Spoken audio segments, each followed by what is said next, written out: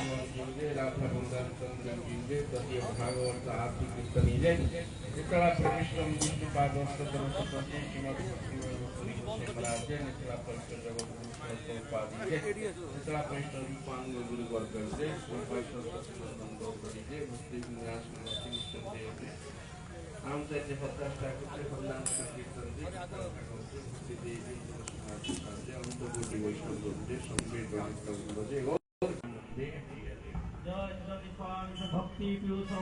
महाराज की भागवत महापुराण की जय परायण गोवर्धन महायज्ञ की जय सत्यनारायण की राधा रानी की और प्रणाम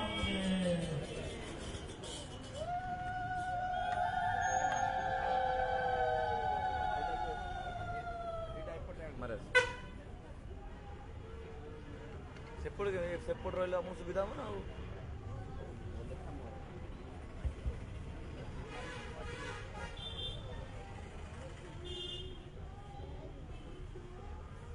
नौटा देवी ना नौटा देवी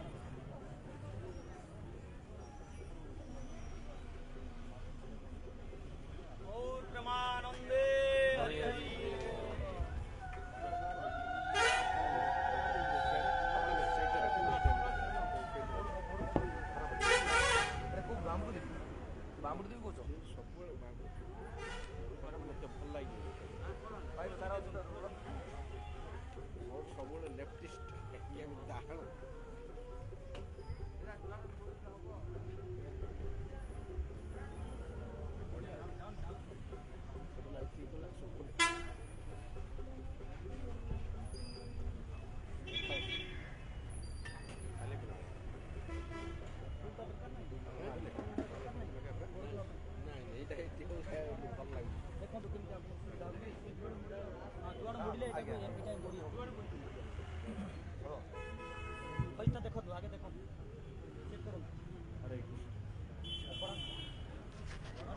रबर नहीं प्रभु रबर नहीं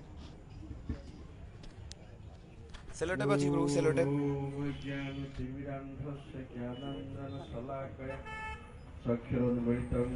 तस्मै श्री गुरवे नाम श्रेष्ठं मनुमपि सचिपुत्रमत्र स्वरूपं रूपं तस्याग्रहं मातुरीं कष्टवाकिं राधाकुण्डं गिरिवरमहो राधिका माधवासं प्राप्तजस्य प्रथितकृपया श्रीगुरुं तं नतोऽस्मि वंशाकल्पतरुभ्यश्च कृपा सिन्धुभ्येव च पतितानं पावनेभ्यो वैष्णवेभ्यो नमो नमः नानशास्त्र विचारणैक निपुणौ सद्धर्म संस्थापको लोकानां हितकारिणौ त्रिभुवने मान्यौ शरण्याङ्करौ राधाकृष्ण पदारविन्द भजनानन्देन मत्तालिकौ वन्दे रूप सनातनौ रघुजुगौ श्रीजीव गोपालकौ श्रीचैतन्य मनोभीष्टं स्थापितं येन भूतले स्वयं रूप कदा मह्यं ददाति स्वपदान्तिकम् अजानुलम्बित भुजौ कनकावदातौ संकीर्तनैकपितरौ कमलायताख्यौ विश्वम्बरौ द्विजवरौ जुगधर्मपालौ वन्दे जगत्प्रियकरौ करुणावतारौ आगम निगम सारौ सृष्टिसंहारकारौ वैष्णवकिशोरौ नित्यवृन्दावनस्थौ समन भय विनाशौ पापी निश्चारयन्तौ भज भजतु मनरे राधिका कृष्णचन्द्रौ जगदानंद कंदाय प्रणतात्यहराय च नीलाचल निवासाय जगन्नाथाय ते नमः नमस्ते नरसिंहाय प्रह्लाद ह्लाददायिने हिरण्यकशिपूर्वक्षो शिलाटंक नखालय तमाधिदेवं करुणानिधानं तमालवर्णं सुहितावतारं अपार संसार समुद्र सेतुं भजामहे भागवत स्वरूपं वृंदाय तुलसी देव्यै प्रियाय केशवस्य च कृष्ण भक्ति प्रदे देवी सत्यवते नमो नमः नारायणं नमस्कृत्य नरं चैव नरोत्तमं देवीं सरस्वतीं व्यासो ततो जयमुदीरये जय श्री कृष्ण चैतन्य प्रभु नित्यानंद श्री अद्वैत गदाधर शिवासादि गौरभक्त वृंद हरे कृष्ण कृष्ण कृष्ण हरे हरे हरे राम राम राम हरे हरे सर्वादौ मध्य गुरुपाद पद्म नित्यला प्रविष्ट ओं विष्णुपाद अष्टोत्तर शतशी श्रीमद भक्ति वैभव पुरी गोस्वाई महाराजंकर अशोक वैभव चरण कमल अनंतवार दंडवत प्रणति पूर्वक तदीय अहैतुकी कृपा कामना कर दंडी पादगण गुरु भ्राता वृंद वैष्णव वृंद सज्जन मंडली मातृमंडली तथा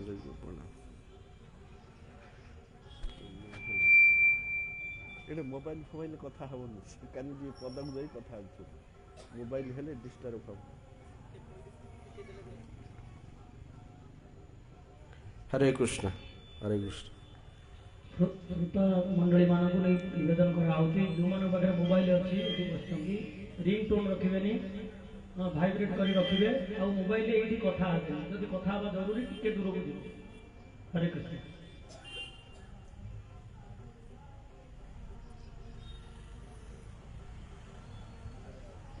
अतीव आनंद विषय एवं शुभ कथा जे स्थान रे गोटे भागवत सप्ताह आयोजन होती भागवत आलोचना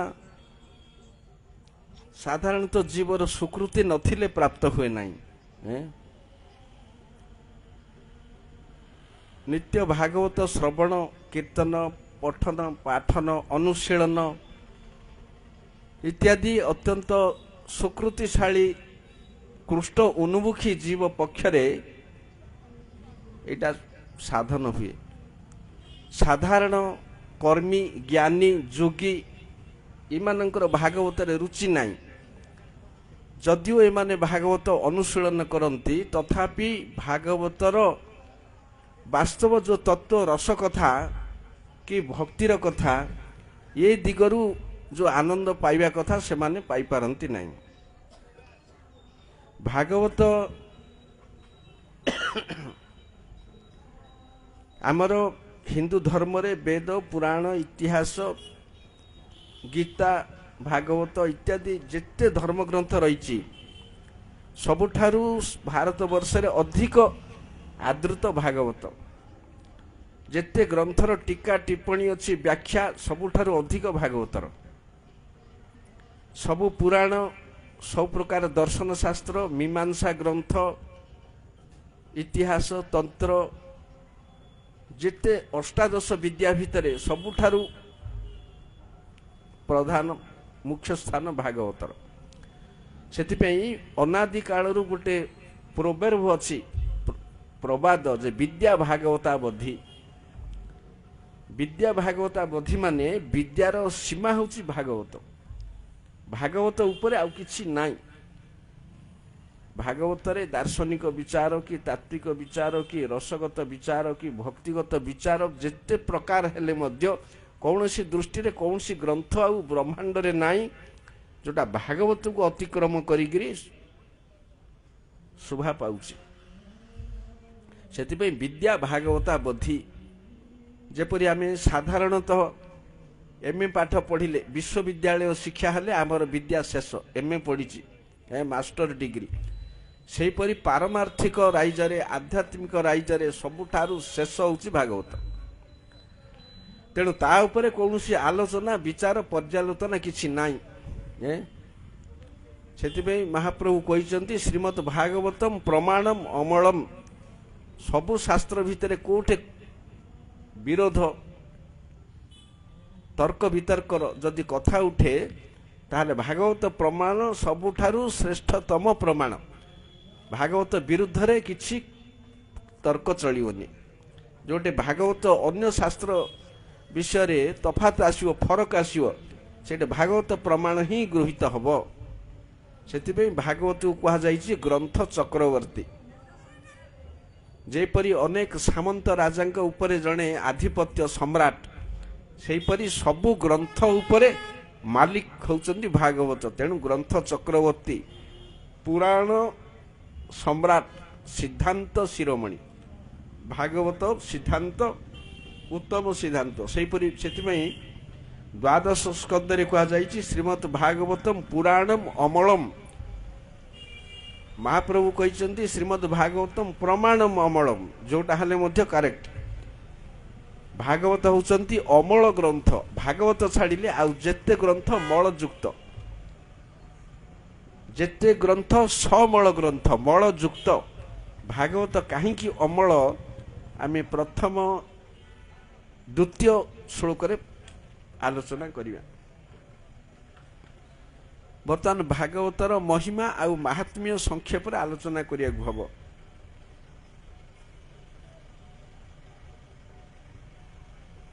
ଗରୁଡ଼ ପୁରାଣରେ ଭାଗବତର ମହିମା ବର୍ଣ୍ଣନା କରିଛନ୍ତି। ଅର୍ଥୟଂ ବ୍ରହ୍ମସୂତ୍ରାଣାଂ ଭାରତାର୍ଥ ବିନିର୍ଣ୍ଣୟ ଗାୟତ୍ରୀ ଭାଷ୍ୟ ରୂପୋସୌ ବେଦାର୍ଥ ପରିବୃହିତ ପୁରାଣାନାଂ ଶ୍ୟାମ ରୂପ ଶତବିଚ୍ଛେଦ ସଂଯୁତ ଦ୍ୱାଦଶ ସ୍କନ୍ଧ ଯୁକ୍ତୟଂ ଗ୍ରନ୍ଥାଷ୍ଟଦଶ ଶ୍ଲୋକ ସମନ୍ୱିତ ସାକ୍ଷାତ ଭଗବତା ଉଦିତ। ଇଏ ଭାଗବତର ମହିମା ବର୍ଣ୍ଣନା ହେଇଛି ଗରୁଡ଼ ପୁରାଣରେ। ଇଏ ହେଉଛନ୍ତି ପରିପୂର୍ଣ୍ଣ ଗ୍ରନ୍ଥ। ଭାଗବତକୁ କୁହାଯାଇଛି ପରିପୂର୍ଣ୍ଣ ଗ୍ରନ୍ଥ। ଅନ୍ୟ କୌଣସି ଗ୍ରନ୍ଥ ପୂର୍ଣ୍ଣ ନାହିଁ, ସବୁ ଅଂଶ ଆଂଶିକ। ଯେତେ ଗ୍ରନ୍ଥର ସମାଧାନ ଭାଗବତରେ, ଯେତେ ଗ୍ରନ୍ଥର ସବୁ ଗ୍ରନ୍ଥର ସମନ୍ୱୟ ଭାଗବତରେ, ବେଦାନ୍ତର ଭାଷ୍ୟ ସ୍ୱରୂପ ଭାଗବତ, ଗାୟତ୍ରୀର ବିବୃତ୍ତି ଭାଗବତ, ମହାଭାରତର ସାର ଭାଗବତ। ଏସବୁ ଯାହା ଜାଣିବାକୁ ହବ ଭାଗବତ ପଢ଼ିବି। ଭାଗବତରେ ସବୁ ଦର୍ଶନ, ସବୁ ଶାସ୍ତ୍ର, ମୀମାଂସା, ସବୁର ସମନ୍ୱୟ, ସବୁର ସମାଧାନ। ଇଏ ଗ୍ରନ୍ଥ ଦ୍ୱାଦଶ ସ୍କନ୍ଧ ଯୁକ୍ତ 18,000 ଶ୍ଲୋକ ସମନ୍ୱିତ 335 ଅଧ୍ୟାୟରେ ପୂର୍ଣ୍ଣ ଏବଂ ପୁରାଣ ମଧ୍ୟରେ ଶ୍ୟାମ ରୂପ। ଯେପରି ଭଗବାନ ଗୀତାରେ କହିଛନ୍ତି ବେଦାନାଂ ଶ୍ୟାମ ବେଦସ୍ମି, ସେହିପରି ପୁରାଣ ଭିତରେ ଏ ଶ୍ୟାମ ବେଦ ସ୍ୱରୂପ। ଆଉ କ'ଣ? ସାକ୍ଷାତ ଭଗବତା ଉଦିତ। ଏ ଗ୍ରନ୍ଥଟି ସିଧାସଳଖ ଭଗବାନଙ୍କ ଦ୍ୱାରା ହିଁ ସୃଷ୍ଟି ହେଇଛି।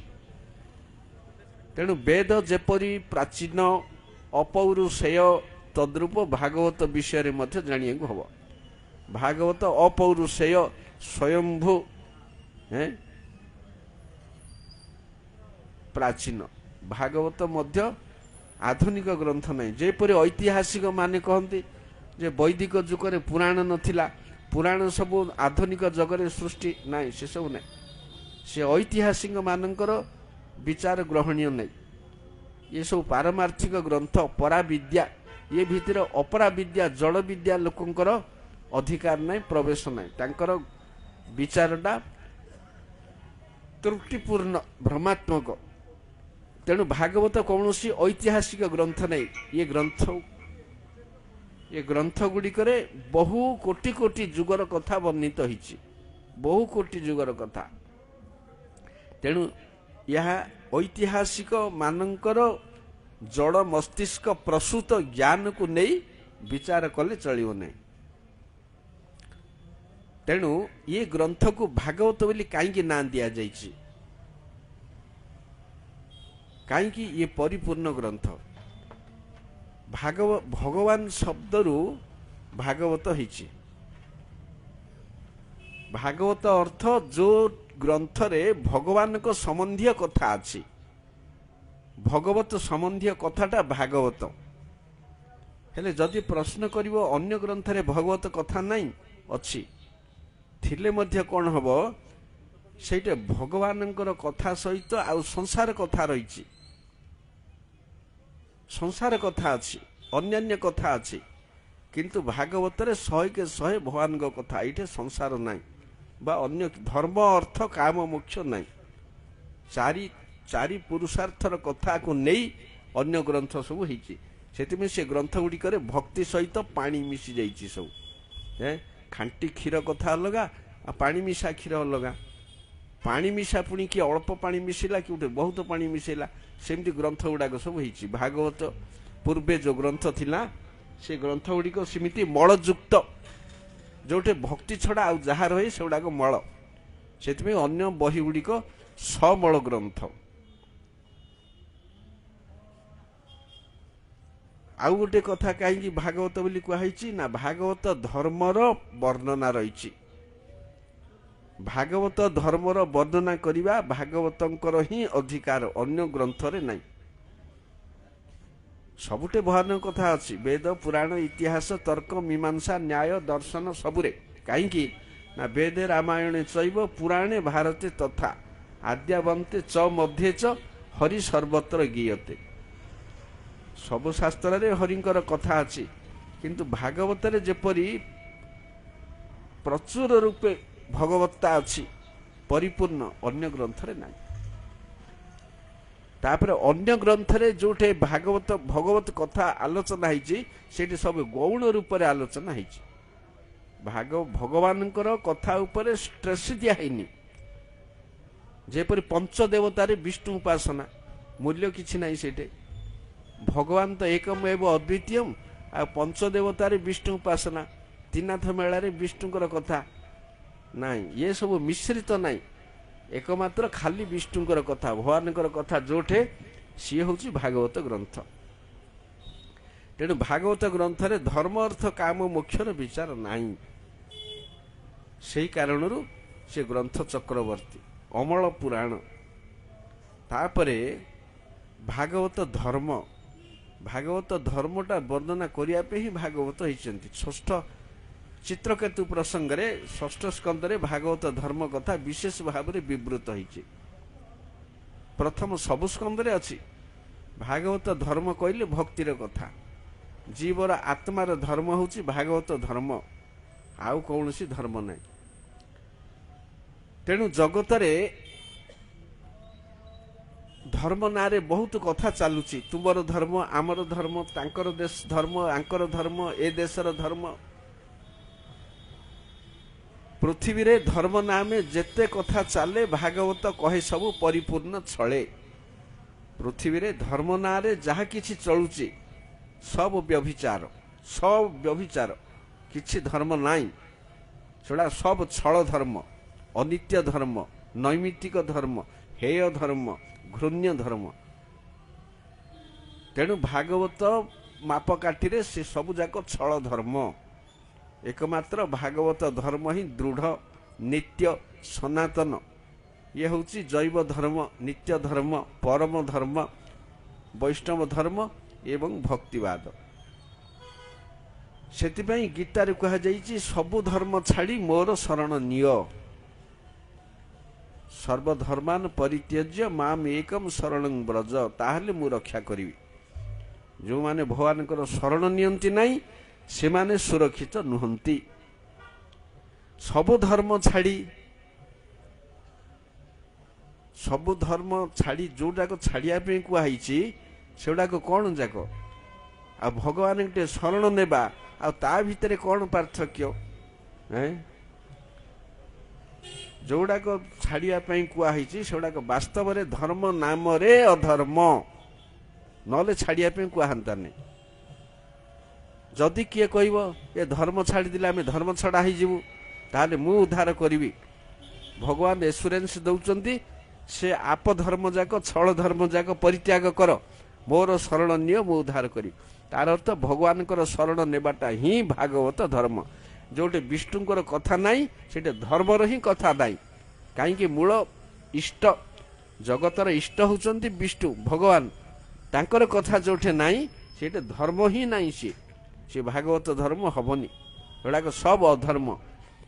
ବୈଦିକ ଧର୍ମ, ଲୌକିକ ଧର୍ମ, ବର୍ଣ୍ଣାଶ୍ରମ ଧର୍ମ, ଇଏ ଧର୍ମ ସେ ଧର୍ମ, ନାନା ପ୍ରକାର ଧର୍ମ ନାଁରେ ସବୁ ଭ୍ରଷ୍ଟାଚାର।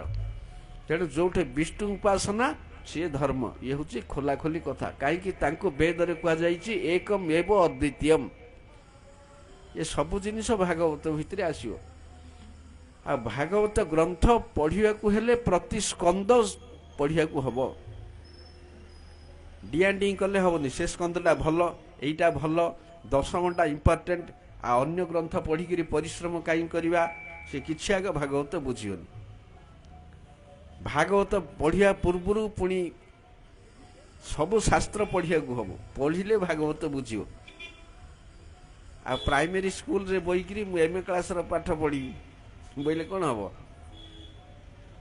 ସେମିତି ପ୍ରଥମ ପାଠ ହେଉଛି ରାମାୟଣ, ଇତିହାସ କାବ୍ୟ ଦିଟା, ମହାଭାରତ, तापरे गीता पढ़िब पुराण गुड़िक पढ़िब पुराण 18टा 6टा सात्विक पुराण 6टा राजसिक पुराण 6टा तामसिक पुराण 6टा सात्विक पुराण पढ़िया हम जो विष्णुंकर कथा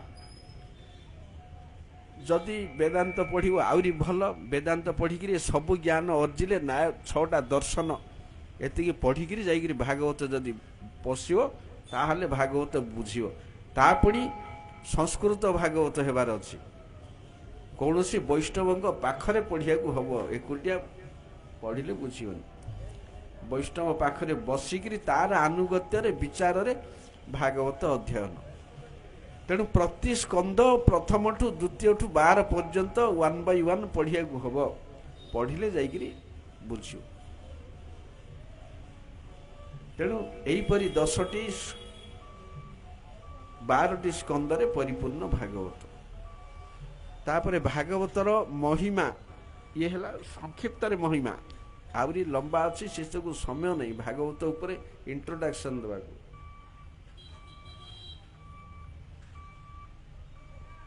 तापरे भागवतर महात्म्य स्कंद पुराण पद्म पुराण उत्तरखंड 6टा अध्याय स्कंद पुराण 4टा अध्याय अच्छी आम तार सामंजस्य संक्षेप आलोचना करिया नैमिषारण्य सुत गोस्वामी वक्ता मुनि माने पचारुचंती जे हे सुत गोस्वामी वैष्णव माने किपरि माया मुक्त हुअन्ति जीव संसार किपरि उद्धार पाए यार सहज उपाय कौन मुनि कहले जे भागवतम श्रीमद् भागवतम ही एकमात्र उपाय जहा जीवन को रक्षा करिया पे सिंह तुल्य गर्जन करचंती जेतेबेले सुखदेव गोस्वामी परीक्षित महाराज को भागवत शुणिया पे आसीथिले सेतेबेले देवता माने गोटे अमृत कलश धरी आसिले देवता माने निज कार्य हासिल रे भारी पटलू चतुर से अमृत कलश आनी सुखदेव को देले कहले हे सुखदेव गोस्वामी ये परीक्षित महाराज को तो ब्रह्म साप होइछि साप मारिव तेणु ये अमृत तांको दे दियंतु ताहले से बंची जिवे ता बदल रे आमको भागवत सुनांतु आमे देवता मन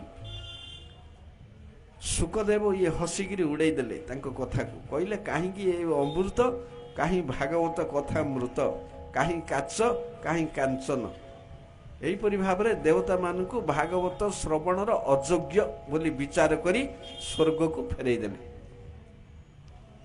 माने देवता माने मध्य अनधिकारी भागवत शुणिया को भागवत शुणियार प्रथम योग्यता होची भगवान को प्रति व्याकुलता हरि भक्ति ये भक्ति बोलिया जिनसटा जदि नाई ये भागवत कोटि जन्म शुणिले किसी हेनी जो पर्यंत भक्ति नाई संसार प्रति वैराग्य आसीनी से पर्यंत हबनी भागवत सेथिपई गोटे पुराना श्लोक अच्छी शिवजी कहते जे अहंग वेद्मि सुख वेत्ति व्यास वेत्ति न वेत्ति वा भक्त्या भागवतम ग्राह्यं न व्याख्या न बुद्ध्या न च टीकया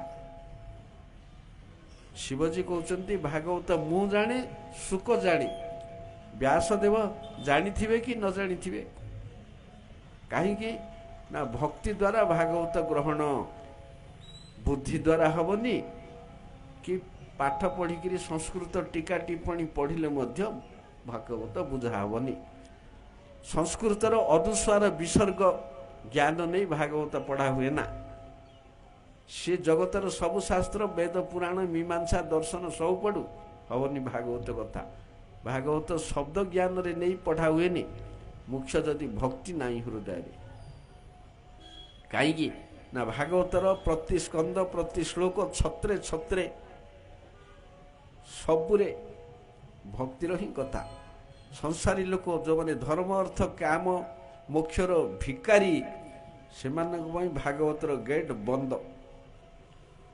ଯିଏ ଭଗବାନଙ୍କୁ କହେ ତୁମେ ମୋର ମୁଁ ତୁମର, ଆଉ ମୋର କିଛି ନାହିଁ, ସ୍ୱାର୍ଥ ନାହିଁ ସଂସାର, ତା ପାଇଁ ଭାଗବତ। ହେଲେ ମୁନିମାନେ ଯେତେବେଳେ ଏପରି କହିଲେ ଶୁକଦେବ ଗୋସ୍ୱାମୀ ସେମାନଙ୍କୁ ତଡ଼ିଦେଲେ। ହେଲେ ଦିନେ କ'ଣ ହେଇଛି ନା ବ୍ରହ୍ମାଙ୍କର ଜ୍ୟେଷ୍ଠ ପୁତ୍ର 4 କୁମାର ସନକ ସନନ୍ଦନ ସନାତନ ସନତ କୁମାର, ଏମାନଙ୍କୁ କୁହାଯାଏ 4 କୁମାର। କୁମାର ମାନେ 5 ବର୍ଷୀୟ ପିଲାକୁ କୁହାଯାଏ କୁମାର, 1ରୁ 5 କୁମାର। ଏମାନେ ସବୁବେଳେ 5 ବର୍ଷୀୟ ବାଳକ ରୂପେ ରହନ୍ତି, ଉଲଗ୍ନ ବାଳକ ରୂପେ। ଏମାନେ ଅଖଣ୍ଡ ବ୍ରହ୍ମଚାରୀ, ଏମାନେ ବ୍ରହ୍ମାଣ୍ଡରେ ସମସ୍ତଙ୍କର ଅଗ୍ରଜ, ଜ୍ୟେଷ୍ଠ, କାହିଁକିନା ବ୍ରହ୍ମାଙ୍କର ବଡ଼ ପୁଅ। ଏମାନେ ଦିନେ ଯାଇଥିଲେ ନରନାରାୟଣଙ୍କୁ ଦର୍ଶନ କରିବା ପାଇଁ ବଦ୍ରିକାଶ୍ରମ। ଫେରିକିଲେ ଦେଖିଲେ ଯେ ତାଙ୍କର ସାନ ଭାଇ ନାରଦ ମୁନି ବଡ଼ ବିଷାଦ ଚିତ୍ତରେ କୁଆଡ଼େ ଦୌଡ଼ୁଛନ୍ତି। ନାରଦ ମୁନି କ'ଣ କୌଣସି ଭକ୍ତର ମୁଖମଣ୍ଡଳରେ କେବେ ଦୁଃଖ ନାହିଁ, ଯେ ଚିରକାଳ ହରିଭଜନ କରନ୍ତି। ତେଣୁ ନାରଦ ମୁନି ଦୁଃଖପୂର୍ଣ୍ଣ ମୁଖରେ କୁଆଡ଼େ ଗୋଟେ ବ୍ୟସ୍ତ ହେଇକିରି ଦୌଡ଼ୁଛନ୍ତି ସଂସାରୀ ଲୋକଙ୍କ ପରି। ନାରଦ ମୁନିଙ୍କ ପାଖରେ ଏସବୁ ଲକ୍ଷଣ ଦେଖାଯାଏ ନା। ଯେଉଁମାନେ ସଂସାରୀ ଲୋକ, ଏଇଟା ପାଇବି ସେଇଟା ପାଇବି, ଟାଇମ୍ ହେଇଗଲା, ଏଇଟା କିଏ ନେଇଯିବ, ସିଆଡ଼େ ଗାଡ଼ି ଫିଟିଯିବ, ସ୍କୁଲ ଟାଇମ୍ ହେଇଗଲା, ଅଫିସ୍ ଟାଇମ୍ ହେଇଗଲା, ଇଏ ସବୁ କର୍ମୀମାନଙ୍କର ଦୌଡ଼ା ଦୌଡ଼ି। ଇଏ ବିଚାର ଭଗବାନଙ୍କର ନାହିଁ, ଭକ୍ତମାନଙ୍କର ନାହିଁ। ତେଣୁ ସିଏ ବ୍ୟସ୍ତ ହେଇକିରି କୁଆଡ଼େ ଗୋଟେ ଯାଉଛନ୍ତି। ଇଏ 4 ଭାଇ ପଚାରିଲେ, ହେ ନାରଦ ମୁନି ଆପଣ କୁଆଡ଼େ ଦୌଡ଼ୁଛନ୍ତି ବ୍ୟସ୍ତ ହେଇକିରି? କୌଣସି ଗୋଟେ ଗୁରୁତ୍ୱପୂର୍ଣ୍ଣ ସମସ୍ୟା ଆପଣଙ୍କର ହେଇଛି। ସେଇଠୁ ନାରଦ ମୁନି କହିଲେ, କ'ଣ ହେଇଛି ଶୁଣ। ମୁଁ କଳି ଯୁଗରେ ଯେତେବେଳେ ଆସିଲା, ମୁଁ ସଂସାରରେ କିପରି ଚାଲିଛି କଳିର ପ୍ରଭାବ ଦେଖିବା ପାଇଁ ଆଇଲି। ଯେମିତି ଦେଖିଲି ଯେ ଘରେ ଘରେ କଳହ ଲାଗିଛି, ସନ୍ତାନମାନେ ଆଉ ପିତାମାତାଙ୍କୁ ମାନୁନାହାନ୍ତି, ପତ୍ନୀ ଆଉ ପତିର ଅନୁଗାମୀ ନାହିଁ, ବ୍ରାହ୍ମଣମାନେ ପଇସା ଦେଇ ବେଦ ପଢ଼ଉଛନ୍ତି, ତାପରେ ବର୍ଣ୍ଣାଶ୍ରମ ଧର୍ମ ସବୁ ବିପର୍ଯ୍ୟସ୍ତ ହେଇଯାଇଛି, ଲୋକ ସବୁ ଶୂଦ୍ର ତୁଲ୍ୟ ହେଇଗଲେଣି, କେବଳ ଖାଇ ପିଇ ପେଟ ବଢ଼ଉଛନ୍ତି। ଯେତେ ତୀର୍ଥ ଧାମ ସେଗୁଡ଼ାକରେ ସବୁ ଅସାମାଜିକ ଲୋକଙ୍କର ଦୌରାତ୍ମ୍ୟ ବଢ଼ିଲାଣି। ଘରେ ଘରେ ବିବାଦ କଳହ, ଧର୍ମର ପ୍ରଭାବ ନାହିଁ। ସର୍ବସାଧନ ବାଧକ ଅଧର୍ମ ବନ୍ଧୁ କଳି ସାରା ଜଗତକୁ ପୀଡ଼ିତ କରି ରଖିଛି। ଶାନ୍ତି କୋଉଠି ନାହିଁ। ଏମିତି ବୁଲି ବୁଲି କ'ଣ ହେଲା, ମୁଁ ବୃନ୍ଦାବନ ଆଇଲି। ବୃନ୍ଦାବନ ଆସିଲା ବେଳେ ଦେଖିଲି ଯେ ଗୋଟେ ଯୁବତୀ ସ୍ତ୍ରୀ କାନ୍ଦୁଛି। ତାର 2ଟା ପୁଅ, ତାର 2ଟା ବୁଢ଼ା ପୁଅ, ମା ଯୁବତୀ, ପୁଅ ବୁଢ଼ା, ବାଳ ସବୁ ବଗପୁଚ୍ଛ ପରି ଧଳା। ସେମାନେ ମୁମୂର୍ଷୁ ଅବସ୍ଥାରେ ଅର୍ଦ୍ଧମୃତ ହୋଇ ପଡ଼ିଛନ୍ତି। ଆଉ ସେ ସ୍ତ୍ରୀ ଲୋକଟାକୁ ଚାରିପଟେ ଆଉ କେତେ ସ୍ତ୍ରୀ ତାଙ୍କୁ ସେବା କରୁଛନ୍ତି, ବିଛଣା କରୁଛନ୍ତି, କିଏ ପାଣି ଛିଟା ଦେଉଛନ୍ତି। ଏପରି ନାରଦ ମୁନି ଯାଇ ପଚାରିଲେ, ତୁମେ କିଏ? ଏ 2ଟା ପିଲା କିଏ? ବୁଢ଼ା ଆଉ ଏ ସ୍ତ୍ରୀମାନେ କିଏ? ସେ କହିଲେ, ମୁଁ ହେଉଛି ଭକ୍ତି ଦେବୀ। ମୁଁ ଦକ୍ଷିଣ ଦେଶରେ ଜନ୍ମ ହେଲି, ବଢ଼ିଲି, ତାପରେ ମୋ ଉପରେ ଅତ୍ୟାଚାର କଲେ, ଖଣ୍ଡ ବିଖଣ୍ଡିତ, କାହିଁକି ଆଉ ସଂସାରରେ ଆଦର ନାହିଁ। ତେଣୁ ମୁଁ ବୃନ୍ଦାବନ ଆସିଲି, ମୋର ରୂପ ଫେରି ପାଇଲି। ଏ ଯେଉଁ ପିଲା 2ଟା ଦେଖୁଛ, ଏ ବୁଢ଼ା 2ଟା, ସେମାନେ ମୋର ପୁଅ ଜ୍ଞାନ ବୈରାଗ୍ୟ। ଏମାନଙ୍କର ଆଉ ସଂସାରରେ ଆଦର ନଥିବାରୁ ଏମାନେ ବୁଢ଼ା ହେଇଗଲେ। ମା ସିନା ବୁଢ଼ା ରହେ, ପିଲାମାନେ ଯୁବକ ରହନ୍ତି, କିନ୍ତୁ ଏଠି ବିପରୀତ ହେଇଛି। ତେଣୁ ଏମାନେ ମୁଁ କେତେ ଚେଷ୍ଟା କଲେ ବଞ୍ଚୁନାହାନ୍ତି। ତେଣୁ କ'ଣ କଲେ ବଞ୍ଚିବେ? ନାରଦ ମୁନି କ'ଣ କଲେ, ତାଙ୍କର କାନରେ हे ज्ञान उठ उठ, हे वैराग्य उठ उठ बोली जेते झांकिले हलैले किए उठिले। तापर तांकु गीता शुणेले, वेदांत शुणेले, सबु शुणेले, वेद शुणेले, टिके उठिले पुणी हाई मारिकी शोई पड़े। नारद मुनि विरक्त हो गले, कहले एमाने कौन कले उठिबे। यही समय आकाशवाणी हला, हे मुनि तुम्हें तीर्थ को जाओ, तीर्थ रे साधु माने तार प्रतिकार कहिबे। नारद मुनि कहले कि तीर्थ कोठी जीवी किए कहब, हौ तमे सब ये बसता मु जाउची। नारद मुनि सबु तीर्थ रे बुलिले। किए कहला नारद मुनि जो काम करि पारलेनी आउ करिवो किए। आउ किए कहला वेद वेदांत गीता ये सब शुणिला परे जदि उठिलेनी आउ कि बड़ उपाय अछि। एमती कहिकिरी सबु जे जुआड़े पळैले। तापरे नारद मुनि भाबिले ए के मते कोठे कहलानी, वर्तमान मु जाउची बद्रिकाश्रम रे तपस्या करी। सेतेबेले ए चारि जन को भेटिले, बड़ भाई चारि जन। से माने कहले हे नारद मुनि तुमे जानिन कौन कले से माने उठिबे। तांको मुखु भागवत जाई सुना से माने उठिबे। नारद मुनि कहले भागवत आउ कौन, आउ सब तो वेद मंत्र रे परिपूर्ण भागवत वेद वेदांत, मु तो याकु पढ़ेले उठिलेनी ना, याकु पढ़ेले उठिबेनी, भागवत पढ़ेले उठिबे। किपरि तार उदाहरण होची गोटे आखु दंडा। गोटे आखुरे मूलरू शेष पर्यंत रस परिपूर्ण थाए, किंतु ताकू प्रोसेसिंग करी गुड़ कि मिश्री नबात ए सब तैयारी करदेले जेपरि अधिक मिठा हुए। क्षीर रे घी थिले मध्य ताकू मंथन करी जेपरि घी बाहर कले से देवतांकर भी प्रिय हो जाए। सेमिति सबु शास्त्रर सार स्वरूप अमृत भागवत ताकू नहीं शुणा उठी पड़ी। हेले नारद मुनि भागवत भी जानती। भागवतर दीटा संप्रदाय अच्छी,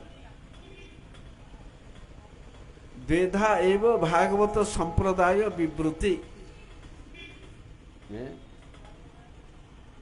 भागवत गोटे उपुर संप्रदाय आ गोटे तलु, जेपरि वैष्णव चारिटा संप्रदाय। एटा हमर मंत्र गुरु परंपरा जेपरि चारिटी संप्रदाय, सेपरि भागवत परंपरा दीटा संप्रदाय। प्रथमतः ब्रह्मा नारदादि द्वारेण संक्षेपतः, द्वितीय रे अनंत देव ठारू ब्रह्मा नारद व्यास शुक ये उपुर परंपरा, ये संक्षेप रे तलु अनंत देव ठारू चारि कुमार, तापर सांख्यान मुनि, तापर बृहस्पति उद्धव, ये सब तल आड़र परंपरा। उपरठू संक्षेप रे चारिटा श्लोक रे, तलठू सहस्र जिह्वारे विस्तृत भाव रे।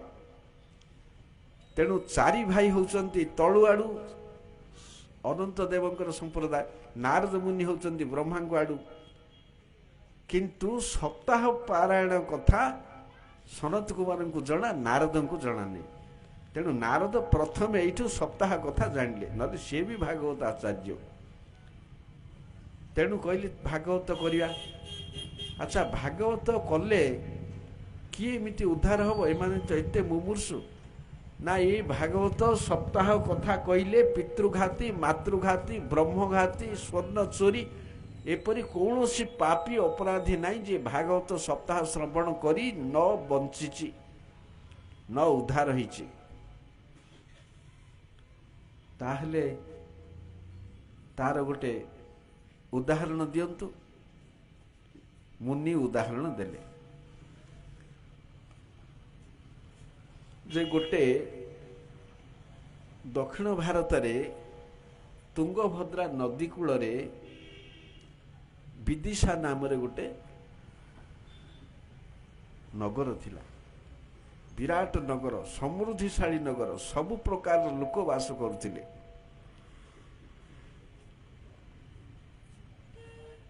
से सहर रे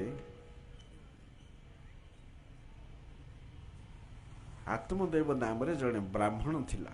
तार गोटे स्त्रीर नाँ थिला धुंधुली। से आत्मदेव ब्राह्मण धनरत्न घरे परिपूर्ण थिले मध्य भिक्षा करी चले। जितेन्द्रिय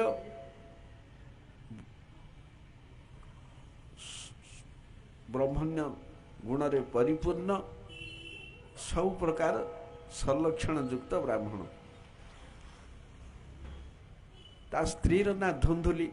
से भारी कर्म निपुणा किंतु कलह प्रिया आउ मेलापी गप्पे खाली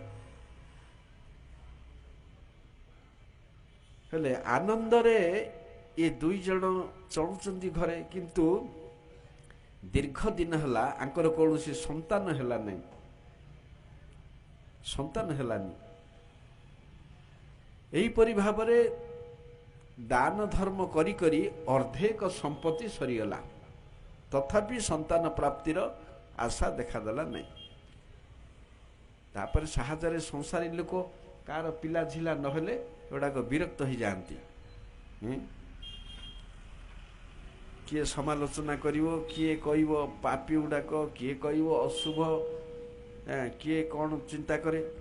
तेणु से दिने आत्मदेव ब्राह्मण विरक्ति ही अधराति पलैला बण को। बणरे बुली बुली न खाई न पी हालिया होकर 12 घंटे गोटे पुष्करिणी कूल बसिला।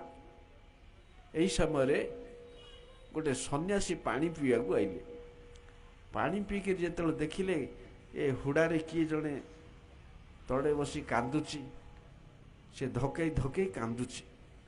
सन्यासी पानी पीकर आसिला परे ये ब्राह्मण ता आगे ठिया हला जाइकी मुंड पोतिकी कांदिला।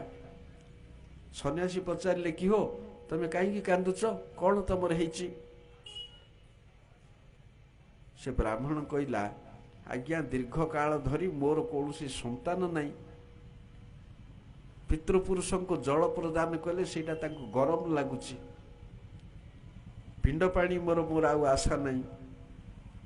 ए संतानहीन जीवन धिक। मोर कौन कले गोटे पुत्र जात हब। आमर 2 प्रकार भविष्य देखा जाए, गोटे हस्तरेखा आ गोटे कपाल रेखा। से सन्यासी ब्राह्मणर कपाल रेखा देखिले कहले तुमर 7 जन्म पर्यंत संतान नहीं, संतान आशा छाड़ी दियो।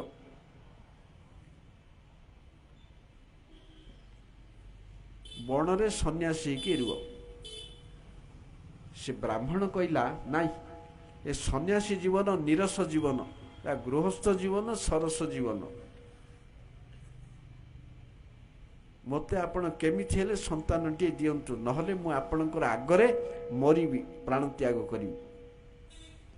सन्यासी कहले देख तुमर प्रारब्धरे संतान नाही, तुमे जदि जबरदस्ती संतान मागिब, प्रारब्ध को अतिक्रम करिया को चेष्टा करिवो, ताहले चित्रकेतु राजा भलिया तमर अवस्था हबो। चित्रकेतु कथा आसीबो 6ठ स्कंदरे, तांको भलिया अवस्था हबो। हौ ए फलटा नियो, ए फलटा नहीं स्त्री की खुएदेव, सी सदाचारी होगी रहिबो, हेले 1 वर्ष परे संतान हबो। ये कौन कला से फलटा नहीं देदेला। स्त्री की सब बुझेकी कहला कुआडे पलैला तार काम रे। स्त्री से फलटा धरी भाविला जे महाधूर्त स्त्री बोला ये फल मु खाइबिनी, कौन हम मोर अधे जीवन गलानी, मोर आ संतान हेले नहेले कौन जाए। ये फल खाइबी, गर्भ हम, पेटुटा एड बड़ फुलीजीव, मु कुआडे चली पारिबिनी। गाँव रे चोर पशिले मु कुआडे दौड़ीबी। मो भौणी घर को आई जिनस पत्र कुआडे चोरीगिरी नहीं जीव, मु बसीथिले उठी पारिबिनी। आ डाक्टर कहबो एइटा खा सेटा छाड़े, एता सब करे। ये सब धंदा किए करुची। याडे पिला जन्म होला बेलू महा कष्ट, टेढ़ा होकर पिला जन्म हेले बड़ विजार। सुखदेव भाया जदि 12 वर्ष रहा से गर्भरे बोले आउरी विजार। तेणु विधवा नारी भल आउ बंध्या नारी भल, मु ए फल खाइबिनी। ए कथा चिंता करिया बेलू ता भौणी आसिला। ता भौणी गर्भवती थिला। भौणी की एक कथा जमी कहला, भौणी कहला ତୁ ଗୋଟେ କାମ କରେ, ମୋର ସ୍ୱାମୀ କି ତୁ କିଛି ପଇସା ଦେଇଦେ, ମୋ ପେଟରେ ଯେଉଁ ପୁଅଟା ଅଛି ତୋତେ ଦେଇଦେବେ, ତୁ ସେ ଫଳଟା ତୋ ଗାଈକି ଖୁଆଇ ଦେ, ତୋ ସ୍ୱାମୀକି କହିବୁ ମୁଁ ଫଳଟା ଖାଇଦେଲି। ସେ ସେମିତି କଲା, ତାଙ୍କ ଘର ଗାଈକି ଖୁଆଇଦେଲା। ହଁ, ସିଏ ଆଉ ଗୋଟେ ଦେଖ କେଡ଼େ ଆଶ୍ଚର୍ଯ୍ୟ କଥା, ଇଏ ଏଡ଼େ ପାପି, ଆଙ୍କର ତ ପିଲା ଝିଲା ନାହିଁ, ଆଙ୍କ ଘରକୁ ଯେତେ ପଶୁ ଆଣନ୍ତି ସବୁ ବନ୍ଧ୍ୟା, ଯେତେ ଗଛ ଲଗେଇବ ସବୁ ବନ୍ଧ୍ୟା, କିଛି କାର ଗଛରେ ଫଳ ନାହିଁ କି ଗାଈ ଗୋରୁର ମଧ୍ୟ ସନ୍ତାନ ନାହିଁ। ତେଣୁ ଏ ଫଳଟା ଗାଈକି ଖୁଆଇଦେଲା। ତାର ସ୍ୱାମୀ ଯେତେବେଳେ ଆଇଲା ଆତ୍ମଦେବ ବ୍ରାହ୍ମଣ, ଭଲେଇ ହେଇକିରି କହିଦେଲା ମୁଁ ଫଳଟା ଖାଇଦେଲି। ହଁ, ତାପରେ ଦୁଇ ଜଣ ଯାକ ବାପ ଘରକୁ ପଳିଲେ ସନ୍ତାନ ଜନ୍ମ କରିବା ସମୟରେ। ତେଣୁ ତାର ପୁଅଟାକୁ ଧରିକିରି ଲୁଚେଇକି ପଳେଇଆଇଲା, ସ୍ୱାମୀକି ଦେଇଦେଲା, ଏଇଟା ମୋ ପୁଅ ବୋଲି। ସ୍ୱାମୀ ସେଇଟାକୁ ନିଜ ପୁଅ ଭାବିକିରି ତାର ଜାତକର୍ମ ସଂସ୍କାର କଲା, ନାମକରଣ କଲା ମାଆର ନାଁ ଅନୁସାରେ। ମା ନାଁ ଧୁନ୍ଧୁଲି, ତାକୁ ରଖିଲା ଧୁନ୍ଧୁ କରି ପୁଅର ନାଁକୁ। ୟାର ଠିକ୍ 3 ମାସ ପରେ ଗାଈଟା ଗୋଟେ ପିଲା ଜନ୍ମ ଦେଲା। ଲୋକେ କହିଲେ ଦେଖ ହେ ଆତ୍ମଦେବ ବ୍ରାହ୍ମଣର କି ଭାଗ୍ୟ ହେଲା, ତାର ସନ୍ତାନ ହେଲା, ତା ଗାଈର ସନ୍ତାନ ହେଲା। ଗାଈଟା ଗୋଟେ ମଣିଷ ପିଲା ଜନ୍ମ ଦେଇଛି, କିନ୍ତୁ କାନ ଯାକ ଗାଈ ଭଳିଆ ଲମ୍ବା ଲମ୍ବା ହେଇଛି। ତେଣୁ ଆତ୍ମଦେବ ବ୍ରାହ୍ମଣ ତାର ମଧ୍ୟ ଜାତକର୍ମ ସଂସ୍କାର ସବୁ କଲେ, ତାକୁ ନାଁ ଦେଲେ ତା ମା ନାଁ ଅନୁସାରେ ଗୋକର୍ଣ୍ଣ। ଆକ ଯେମିତି ମାର ନାଁ ଅନୁସାରେ ଦେଇଥିଲେ ଧୁନ୍ଧୁକରି, ସେ ଗାଈ ଭଳିଆ କାନ, ତେଣୁ ତାକୁ ନାଁ ଦେଲେ ଗୋକର୍ଣ୍ଣ। ପିଲା ଦିଟା 3 ମାସ ଅନ୍ତରରେ ବଢ଼ିବାକୁ ଲାଗିଲେ, ବଡ଼ ହେଲେ, ପାଠଶାଠ ସବୁ ପଢ଼ିଲେ, କିନ୍ତୁ ଆଚରଣରେ, ପ୍ରକୃତିରେ, ବ୍ୟବହାରରେ, ଚରିତ୍ରରେ ଠିକ୍ ବିପରୀତ ହେଲା, ଠିକ୍ ବିପରୀତ ହେଇଗଲା। ଯେଉଁଟା ଭଉଣୀରେ ପୁଅ, ସିଏ ହେଲା ମହାଗୁଣ୍ଡା, ମଦ୍ୟପ, ବେଶ୍ୟାସକ୍ତ, ଅତି ଧୂର୍ତ୍ତ, ଟାଉଟର, ଜୁଆଚୋର ସବୁ। ବୁଢ଼ା କାଳକୁ ପୁଅଟିଏ ଜାତ ହେଇଛି, ପାଟି ଫିଟେଇବ କିଏ? କିଏ ପାଟି ଫିଟେଇବାକୁ ନେଇ, ଯାହା କରିବୁ 4 ଖୁଣ ମାପ। ତେଣୁ କିଏ ପାଟି ଫିଟେଇବାକୁ ନେଇ, ଆଉ ତାକୁ ମିଳିଗଲା ଅର୍ଡ଼ର। କିନ୍ତୁ ଯେଉଁଟା ସନ୍ନ୍ୟାସୀ ଫଳ ଦେଇଥିଲେ, ଗାଈ ଜନ୍ମ କଲା, ସିଏ ହେଲା 1 ନମ୍ବର ସାଧୁ, ସିଏ ନମ୍ବର 1 ମହାବୈଷ୍ଣବ ହେଲା। 2 ପ୍ରକାର ପ୍ରକୃତି ନେଇ ପିଲା ଯାକ ବଢ଼ିଲେ। ହେଲେ ଇଏ ଯେଉଁ ଧୁନ୍ଧୁ କରି ମହା ବଦମାସ, ଇଏ କ'ଣ କରେ ନା ଜୁଆ ଖେଳେ, ମଢ଼ ଛୁଇଁଥିବା ଖାଦ୍ୟ ମଧ୍ୟ ଖାଏ। ଯେଉଁ ଖାଦ୍ୟ ମଢ଼ ଛୁଇଁଥିବ ତାକୁ ମଧ୍ୟ ସେ ଖାଏ, ପାପ କରେ ନା। ଛୋଟ ଛୋଟ ପିଲାମାନଙ୍କୁ ଖେଳିବାକୁ ନେବ, ନେଇକିରି କୂଅରେ ପକେଇଦେବ, ପାଶ ଧରିକିରି ଶିକାର କରିବାକୁ ଯିବ, ଏମିତି ନାନା ପ୍ରକାର ଦୁର୍ନୀତି ସବୁ କରେ। ପିତାମାତା ଦେଖନ୍ତି, କପାଳକୁ ନିନ୍ଦନ୍ତି, ସାଧୁ କଥା ମନେ ପକାନ୍ତି। ସାଧୁ କହିଥିଲେ ଚିତ୍ରକେତୁ ଭଳିଆ ହବ। ସେତେବେଳକୁ ଭାବିଲେ ଆତ୍ମଦେବ, ମୁଁ ବନ୍ଧ୍ୟା ଥିଲି, ଭଲ ଥିଲି, ଅନ୍ଧ ହବା ଭଲ, କିନ୍ତୁ କଣା ହବା ଭଲ ନାହିଁ। ଅନ୍ଧ ହେଲେ ସୁଖରେ ରହିବ, କିଛି ନାହିଁ, ଦେଖିପାରୁନି। କଣା ଯଦି ହେଲା ସେ ଆଖି କଷ୍ଟ ଦବ। ସେମିତି ଅପୁତ୍ରିକ ଥିଲି, ଭଲରେ ଥିଲି, ଏବେ ପୁତ୍ର ପାଇଲି, ଏ ଅବସ୍ଥା ହେଲା। ତେଣୁ ବାପା ମା ଖାଲି କାନ୍ଦିଲେ ଦିନ ରାତି। ସେତେବେଳେ ସାନ ପୁଅ ଗୋକର୍ଣ୍ଣ ପଚାରିଲେ, ପିତା କ'ଣ ହେଇଛି, କାନ୍ଦୁଛ? ନା ଏପରି କଥା, ଏ ସଂସାର ଅନିତ୍ୟ, ଏ ସଂସାରରେ ସୁଖ ଅଛି, ଆନନ୍ଦ ଅଛି, ତୁମେ କାହା ପାଇଁ ସୁଖ କରୁଛ? ଏ ସଂସାରରେ ଏମାନେ ତୁମର କିଏ? ଯା ବଣକୁ ଯା, ବଣରେ ଯାଇକିରି ଭାଗବତ ପଢ଼ିକିରି ଉଦ୍ଧାର ହୁଅ। ତେଣୁ ପୁଅର କଥାରେ ବାପା ଯାଇକିରି ବଣକୁ ପଳେଇଲେ, ସିଆଡ଼େ ଭାଗବତ ପଢ଼ି ଗଲେ ତାଙ୍କର। ତାପରେ ସିଏ କ'ଣ କଲା, ମାଆକୁ ବାଡ଼େଇଲା, ଠେଙ୍ଗା ଆଣିକିରି, ପଇସା କେଉଁଠି ରଖୁଛୁ ଦେ, ଟଙ୍କା କେଉଁଠି ରଖିଛୁ ଦେ, ସୁନା କେଉଁଠି ରଖିଛୁ ଦେ, ଅମୁକ ସମୁକ ଘର ଦ୍ୱାର ସବୁ ଖୋଜିଲା। ମା ଦେଖିଲା ବାପା ତ ଗଲାଣି, ଆଉ ମୁଁ ଆଉ କ'ଣ ଏଠି ସୁଖରେ ରହିବି ବୋଲା, ସେ ରାତିରେ ସିଏ କାହାକୁ କିଛି ନ କହିକିରି କୂଅରେ ଡେଇଁ ପଡ଼ିଲା। ବାପା ମା ଗଲେ। ଇଏ ସବୁ ଅବସ୍ଥା, ଏ ସବୁ ଏତେ ଘଟିଲେ ମଧ୍ୟ ଗୋକର୍ଣ୍ଣ ନିର୍ବିକାର, କାହିଁକି ସେ ଜାଣନ୍ତି ସଂସାରର ସ୍ୱରୂପ କ'ଣ, ତେଣୁ ତାଙ୍କୁ ଏ ସୁଖ ଦୁଃଖ ବାଧୁନି, ସେ ନିର୍ବିକାର। ତେଣୁ ସେ ତୀର୍ଥ କରିବାକୁ ପଳେଇଲେ। ତାପରେ ଧୁନ୍ଦୁ କରି କ'ଣ କଲା, 5ଟା ବେଶ୍ୟା ଆଣିକିରି ସେ ଘରେ ରଖିଲା। ବେଶ୍ୟାକୁ ପୋଷି ପାରିବ? ହାତୀ ବାନ୍ଧିବା ଯାହା, ବେଶ୍ୟାକୁ ରଖିବା ତାହା। ସେ ବେଶ୍ୟା ଯାକ ଆଜି ଟଙ୍କା ମାଗିଲେ, କାଲି ଲୁଗା ମାଗିଲେ, ପରଦିନ ଗହଣା ମାଗିଲେ, ତାପର ଦିନ ଅମକ ମାଗିଲେ, ସମକ ପ୍ରତିଦିନ ଖାଲି ଦାବି ପେଶ କଲେ। ଇଏ ସପ୍ଲାଏ ଇନ୍ସପେକ୍ଟର ଭଳିଆ ସବୁ ଯୋଗାଏ, ସବୁବେଳେ ଚୋରି କରିବାକୁ ଯିବ। ଆଜି ଯାହା କହିଲା ମାନେ ରଜାର ପୁଲିସ ଆଖିରେ ଧୂଳି ଦେଇ କାହାକୁ ଗୁଣ୍ଡା ଫୁଣ୍ଡା ସବୁ କରିକିରି ଅତି ଦୁର୍ନୀତି କରିକିରି ସକାଳୁ ଆଣିକିରି ଦେବ। ଇଆଡ଼େ ଯାହା ସନ୍ଧ୍ୟାକୁ ଅର୍ଡ଼ର ଦିଆଯାଇଥିବ ସକାଳୁ ପଇଠ। ଇଏ ବେଶ୍ୟାମାନେ ଚିନ୍ତା କଲେ, ଇଏ କି କାମ କରିକିରି କାଠୁ ଆଣୁଛି ଏସବୁ ଜିନିଷ, ଆମେ କହିବା ମାତ୍ରେ ସକାଳୁ ହାଜର। ଦିନେ ନା ଦିନେ ପୁଲିସ ସିପାହୀ ଧରିବ, ଆକୁ ମାରିବ, ବାନ୍ଧିବ, ଆମକୁ ମାରିବ। ଗୋଟେ କାମ କରିବା, ଆମର ତ ସବୁ ଘର ଏଥର ପରିପୂର୍ଣ୍ଣ ହେଇଗଲା ଅର୍ଥରେ ଧନରେ, ଆକୁ ଆମେ ମାରିଦେବା। ଆକୁ ଆମେ ମାରିଦେବା, ନହେଲେ ପୁଲିସ ଆମକୁ ବାନ୍ଧିବ। ତେଣୁ ଇଏ ଶୋଇଥିଲା, ରାତିରେ ଶୋଇଥିଲା ବେଳେ ଗୋଟେ ମୋଟା ଦଉଡ଼ି ଆଣିଲେ, ତା ବେକରେ ବାନ୍ଧିଦେଲେ। ଏକାନି 3 ଜଣ, ଏକାନି 2 ଜଣ, 5 ଜଣ ଯାକ ଟାଣିଲେ ଧରିକିରି ମାରିବାକୁ। ସିଏ ତଥାପି ମଲାନି। ଯେତେବେଳେ ନ ମଲା, ସେତେବେଳେ କ'ଣ କଲେ, ପୁରା ବଡ଼ ବଡ଼ ଅଙ୍ଗାର, ରଢ଼ ରଢ଼ ନିଆଁ ଜଳୁଛି, ଗୋଟେ ଟୋକି, ଗୋଟେ କୁଣ୍ଢିଟେ ନିଆଁ ଆଣିକିରି ତା ମୁଣ୍ଡ ଉପରେ ପକେଇଦେଲେ, ମୁହଁ ଉପରେ। ଗଡ଼ିଶ ମାଛ ଯେମିତି ଛଟପଟ ହୁଏ ବାଲିରେ ଆସିକିରି, ସେମିତି ଛଟପଟ ହେଇ ହେଇ ପୁରା ଜୀବନ ଛାଡ଼ିଲା ତାର। ଏମାନେ କ'ଣ କଲେ, ସାଙ୍ଗେ ସାଙ୍ଗେ ରାତାରାତି ତାକୁ ନେଇ ବାରିପଟେ ମାଟି ଗାତ ଖୋଳି ପୋତିଦେଲେ। ତାପରେ ମାଟି ସବୁ କଡ଼େଇକିରି ପାଣି ପଥର ସବୁ କରିଦେଲେ। ଯେତେବେଳେ ଲୋକେ ପଚାରିଲେ, ତାଙ୍କୁ କହିଲେ ଆମର ପ୍ରାଣନାଥ ବିଦେଶକୁ ଯାଇଛନ୍ତି, ଦୂର ଦେଶକୁ ପଇସା ଆଣିବା ପାଇଁ, ଏ ମାସ ଭିତରେ ସେ ଆସିବେ।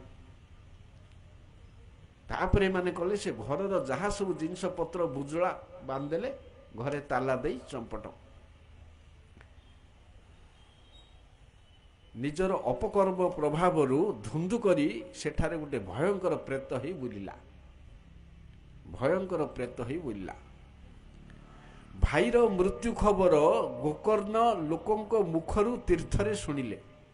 ଯେଉଁ ତୀର୍ଥ ଯାଆନ୍ତି ସବୁ ତୀର୍ଥରେ ପିଣ୍ଡ ଦିଅନ୍ତି, ସବୁ ତୀର୍ଥରେ। ତାପରେ କିଛି ଦିନ ପରେ ଗୋକର୍ଣ୍ଣ ଗାଁକୁ ଆସିଥିଲେ। ଗୋକର୍ଣ୍ଣକୁ ସମସ୍ତେ ଭଲ ପାଆନ୍ତି। ସିଏ ଅଧରାତିରେ ବାରିପଟେ, ଏପଟେ ତ ତାଲା ପଡ଼ିଛି, ବାରିପଟେ ଆସିକିରି ଅଗଣା ଭିତରେ ପଶିଲେ। ପଶିକିରି ଗୋଟେ ଖଟ ପକେଇକିରି ଶୋଇଲେ। ଯେମିତି ଶୋଇଲେ, ଲୋକେ କିଏ ଜାଣିନାହାନ୍ତି, ଲୋକଙ୍କର ଅଲକ୍ଷ୍ୟରେ ଆସିଲେ। ଅଧରାତିରେ ଦୁଲଦାଲ ଶୁଭିଲା। ଦୁଲଦାଲ, ଧୁଡ଼ ଧାଡ଼, ହୁ ହା ସବୁ ଶୁଭିଲା। ସେ ଉଠି ପଡ଼ିଲେ। ସେ ଘରେ ଆଉ କିଏ ନାହିଁ, ଏକୁଟିଆ ସିଏ। ସେ ଉଠିଲେ। ସିଏ କ'ଣ କରୁଛି ନା, କେତେବେଳେ ଅଗ୍ନି ରୂପ ଦେଖାଉଛି, କେତେବେଳେ ମେଣ୍ଢା ରୂପ, କେତେବେଳେ ଇନ୍ଦ୍ର ରୂପ, ବିଭିନ୍ନ ରୂପରେ ତାଙ୍କୁ ଆଗକୁ ଆସୁଛି। ଯେତେବେଳେ ଆସୁଛି, ଇଏ ଉଠିଲେ। ରେ ତୁ କିଏ, କାହିଁକି ଏସବୁ ଦେଖାଉଛୁ, କ'ଣ ଦରକାର, କେଉଁଠି ରହୁଛୁ, କୁଆଡ଼େ ଆଇଛୁ? ତାକୁ ଯେତେବେଳେ ପଚାରିଲେ, ସିଏ ଆଉ କିଛି କହିପାରିଲାନି। କାହିଁକି ନା ତାର କଥା କହିବାର ଶକ୍ତି ନାହିଁ, ଖାଲି କାନ୍ଦିଲା। ତାଙ୍କ ଆଗରେ ଠିଆ ହେଇକିରି କାନ୍ଦିଲା। ତାପରେ ଇଏ କ'ଣ କଲେ ନା, କିଛି ପାଣି ଆଣିକିରି ମନ୍ତ୍ର କରିକିରି ତା ଉପରକୁ ପକେଇଲେ। ପକେଇବାରୁ ସିଏ ତାପରେ କଥା କହିବାର ଶକ୍ତି ଲାଭ କଲା। କଥା କହିବାର ଟିକେ ଶକ୍ତି ଆଇଲେ, ଟିକିଏ ପାପ ତାର କ୍ଷୀଣ ହେଲା। କହିଲା, ହେ ଭାଇ, ମୁଁ ତୁମର ଭାଇ ଧୁନ୍ଦୁ କରି, ମୋର ଅପକର୍ମ ପ୍ରଭାବରେ ଏ ଦଶା ମୁଁ ହେଇଛି, ଆଉ ମୋତେ କିପରି ଉଦ୍ଧାର କର। ଗୋକର୍ଣ୍ଣ କହିଲେ, ମୁଁ ଗୟାରେ ସବୁ କ୍ଷେତ୍ରରେ ପିଣ୍ଡ ଦେଲି, ଏପରିକି ଗୟାରେ ପିଣ୍ଡ ଦେଲି, ତୋର ଶ୍ରାଦ୍ଧ କଲି, ତୋର ଉଦ୍ଧାର ହେଇନି ନା? 100 ଗୟା ଶ୍ରାଦ୍ଧ କଲେ ବି ମୋର ଉଦ୍ଧାର ହବନି, ଆଉ କିଛି ଉପାୟ ଦେଖ। ସେ ଶ୍ରାଦ୍ଧ କଥା ଛାଡ଼।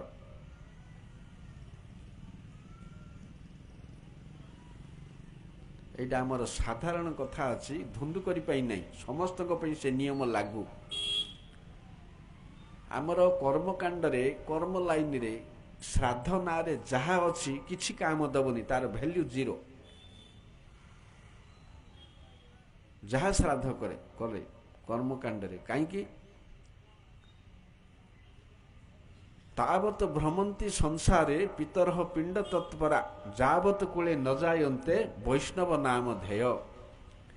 ପିତୃପୁରୁଷ ମାନେ ପିଣ୍ଡ କାମନାରେ ଘୁରି ବୁଲନ୍ତି ସେ ପର୍ଯ୍ୟନ୍ତ, ଯେ ପର୍ଯ୍ୟନ୍ତ କୂଳରେ ବୈଷ୍ଣବ ପୁତ୍ର ଜନ୍ମ ନ ହେଇଛି। ତେଣୁ କର୍ମକାଣ୍ଡୀୟ ଶ୍ରାଦ୍ଧ ବିଫଳ। ଖାଲି ମନକୁ ବୁଝେଇବା, ସେ ଜିନିଷ ପହଞ୍ଚି ପାରିବନି ଉପରେ। ପୁଅ ଯଦି ହରିନାମ ନ ନେଇଛି, ସନ୍ତାନ ଯଦି ହରିଭକ୍ତି ପରାୟଣ ଦୀକ୍ଷିତ ବିଷ୍ଣୁ ମନ୍ତ୍ର ନ ହେଇଛି, ସେ ଜୀବନୀ ଉପରକୁ କର୍ମକାଣ୍ଡୀୟ ଶ୍ରାଦ୍ଧ କାମ ଦେବନି। ସେଥିପାଇଁ ପିତୃପୁରୁଷ ମାନେ ସବୁବେଳେ ଅପେକ୍ଷା କରିଥାନ୍ତି କେତେବେଳେ ଆମ ବଂଶରେ ବୈଷ୍ଣବ ସନ୍ତାନ ଜନ୍ମ ହବ, ତାହେଲେ ସେମାନେ ଉଦ୍ଧାର ହେବେ। ସେଇ କାରଣରୁ ଗଙ୍ଗା, ତାପରେ କିଏ ପୁଣି ଦଉଛି?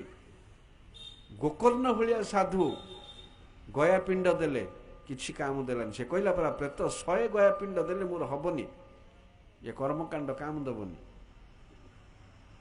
ତେଣୁ ଗୟାରେ ଯଦି ଶ୍ରାଦ୍ଧ ଦେଲେ ତୋର ଉଦ୍ଧାର ହେଲାଣି, ତାହେଲେ କ'ଣ ହବ? ହଉ ଯା, ମୁଁ ସକାଳୁ ଚିନ୍ତା କରିବି। ଯା, ସକାଳ ହେଲା, ରାତି ପାଇଲା, ଲୋକେ ଜାଣିଲେ ଗୋକର୍ଣ୍ଣ ଆସିଛନ୍ତି ବୋଲି ଆନନ୍ଦରେ ଆସିଲେ।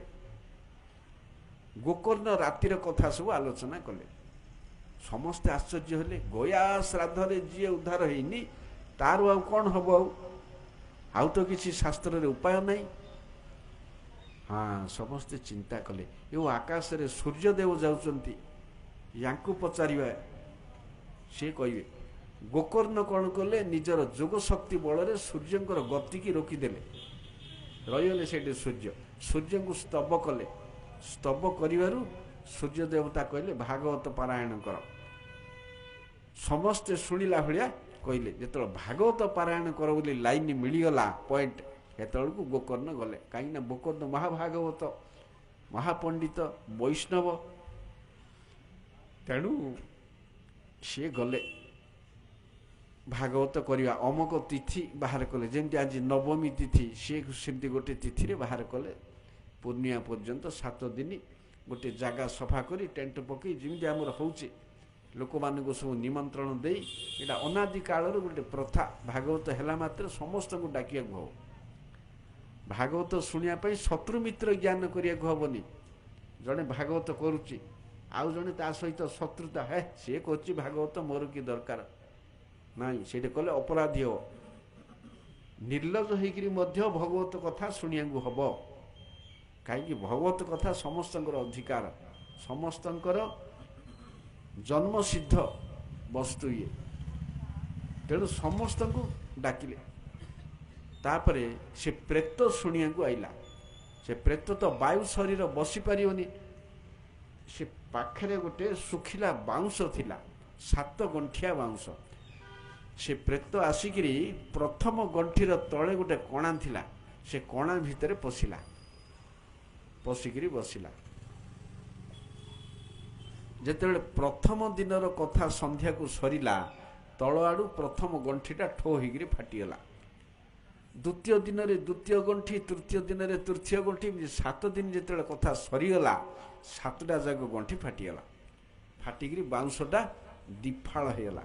ତା ଭିତରୁ ଗୋଟେ ସିଦ୍ଧ ପୁରୁଷ ବାହାରିଲେ। ସିଦ୍ଧ ପୁରୁଷ ବାହାରିକିରି ବକ୍ତାକୁ ପ୍ରଣାମ କଲେ। କହିଲେ, ହେ ଭାଇ, ଏତେ ବଡ଼ ପ୍ରେତ ଜନ୍ମରୁ ଉଦ୍ଧାର କରିଦେଲ, ଆଜି ମୁଁ ଭାଗବତର ମହିମା ଜାଣିଲି। ଇଏ ଭାରତ ବର୍ଷରେ ଜନ୍ମ ହେଇ ଯିଏ ଭାଗବତ ନ ଶୁଣିଲା, ସିଏ କେବଳ ତାର ମାଆକୁ ଗର୍ଭ କଷ୍ଟ ଦେବାକୁ ହିଁ ଜନ୍ମ ହେଇଥିଲା, ସିନା ତାର ଆଉ କିଛି କାରଣ ନାହିଁ। ହଉ ମୁଁ ଚାଲିଲି କହିକିରି ଏହି ସମୟରେ ବୈକୁଣ୍ଠରୁ ବିମାନ ଆସିଲା। ପାର୍ଷଦମାନେ ଧୁନ୍ଦ କରିକି ବସେଇକିରି ଯିବାକୁ ବାହାରିଲେ। ସେତେବେଳେ ଗୋକର୍ଣ୍ଣ ପଚାରିଲେ ବିଷ୍ଣୁ ପାର୍ଷଦମାନଙ୍କୁ, ହେ ପାର୍ଷଦଗଣ, ତୁମେମାନେ ଗୋଟିଏ ବିମାନ କାହିଁକି ଆଣିଲ? ଅସଂଖ୍ୟ ବିମାନ କାହିଁକି ଆଣିଲନି? ଏଠି ଏତେ ଶ୍ରୋତା ଅଛନ୍ତି। ବିଷ୍ଣୁ ପାର୍ଷଦମାନେ କହିଲେ, ହଁ ସମସ୍ତେ ଭାଗବତ ଶୁଣିଛନ୍ତି ଯେ, କିନ୍ତୁ ସମସ୍ତଙ୍କର ଶୁଣିବାର ଧାରାଟା ସମାନ ନାହିଁ। ଏ ପ୍ରେତ ଯେପରି ଭାବରେ ଶ୍ରବଣ କରିଛି ବ୍ୟାକୁଳ ହୋଇକରି, ଅନ୍ୟମାନେ ସେପରି ଶ୍ରବଣ କରିନାହାନ୍ତି। ଇଏ ଶ୍ରବଣ କରୁଛି, ଶ୍ରବଣ କରିବା ପରେ ମନନ କରୁଛି, ଚିନ୍ତା କରୁଛି। ସ୍କୁଲରେ ଶିକ୍ଷକ 50 ପିଲା ବସିଛନ୍ତି କ୍ଲାସରେ, ସମସ୍ତଙ୍କୁ ଶିକ୍ଷା ଦେଉଛି ବୋଲି ସମସ୍ତଙ୍କର କ'ଣ ସମାନ ଉନ୍ନତି ହେଉଛି? ନାହିଁ। ନିଜ ନିଜର କେପାସିଟି ଅନୁସାରେ, ବୁଝିବା ଅନୁସାରେ ସେତିକି ଫଳ ସେମାନେ ପାଉଛନ୍ତି। ଠିକ୍ ସେହିପରି ଇଏ ଯେପରି ଶୁଣିଛି ସମସ୍ତେ ସେପରି ଶୁଣି ନାହାନ୍ତି। କିନ୍ତୁ ଗୋଟେ କାମ କରିବେ ଆପଣ, ଆଉ ଥରେ ଭାଗବତ କରିଦେବେ। ଦ୍ୱିତୀୟ ଥର ଯେତେବେଳେ କରିଦେବେ ସେତେବେଳେ ସମସ୍ତେ ମୁକ୍ତ ହୋଇଯିବେ। ଏପରିକି ଭଗବାନ ଆସିକିରି ଆପଣଙ୍କୁ ଗରୁଡ଼ ପିଠିରେ ବସେଇକିରି ନେଇଯିବେ।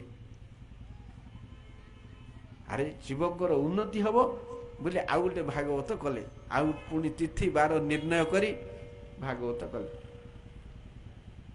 ଯେତେବେଳେ ଶେଷ ହୋଇଗଲା, ଆଶ୍ଚର୍ଯ୍ୟର କଥା, ଅସଂଖ୍ୟ ବିମାନ ଆସି ଗଦା ହେଲା। ସମସ୍ତେ ହରିବୋଲ ପକେଇକିରି କୀର୍ତ୍ତନ କରିକିରି ଚଢ଼ିଲେ ବିମାନରେ। ଇଆଡ଼େ ଭଗବାନ ନିଜେ ଗରୁଡ଼ ପିଠିରେ ଆସିକିରି ଗୋକର୍ଣ୍ଣକୁ କୁଣ୍ଢେଇ ପକେଇଲେ। ଭାଗବତ ବକ୍ତା ଏତେ ମହିମାମୟ, କୁଣ୍ଢେଇକିରି ତାଙ୍କୁ ବସେଇକିରି ଧରି ପଡ଼ିଲେ। ତେଣୁ ସନତ କୁମାର କହିଲେ, ହଁ ଦେଖିଲ, ଏପରି ଦୁରାଚାରୀ ବ୍ୟକ୍ତି ମଧ୍ୟ ଭାଗବତରେ ଉଦ୍ଧାର ହୁଏ। ତେବେ ଚାଲ ଆମେ କରିବା ଜ୍ଞାନ ବୈରାଗ୍ୟ ପାଇଁ। ତାପରେ ନାରଦ ମୁନି ଧରିକିରି ଗଲେ କୋଉଠିକି ନା ଗଙ୍ଗା କୂଳରେ ହରିଦ୍ୱାରରେ ଗୋଟେ ସୁନ୍ଦର ସ୍ଥାନ ହେଉଛି ଆନନ୍ଦ ଘାଟ। ସେ ଆନନ୍ଦ ଘାଟରେ ଆମେ ଭାଗବତ କରିବା। ମୁଖ୍ୟ ଶ୍ରୋତା ହେଲେ ନାରଦ ମୁନି।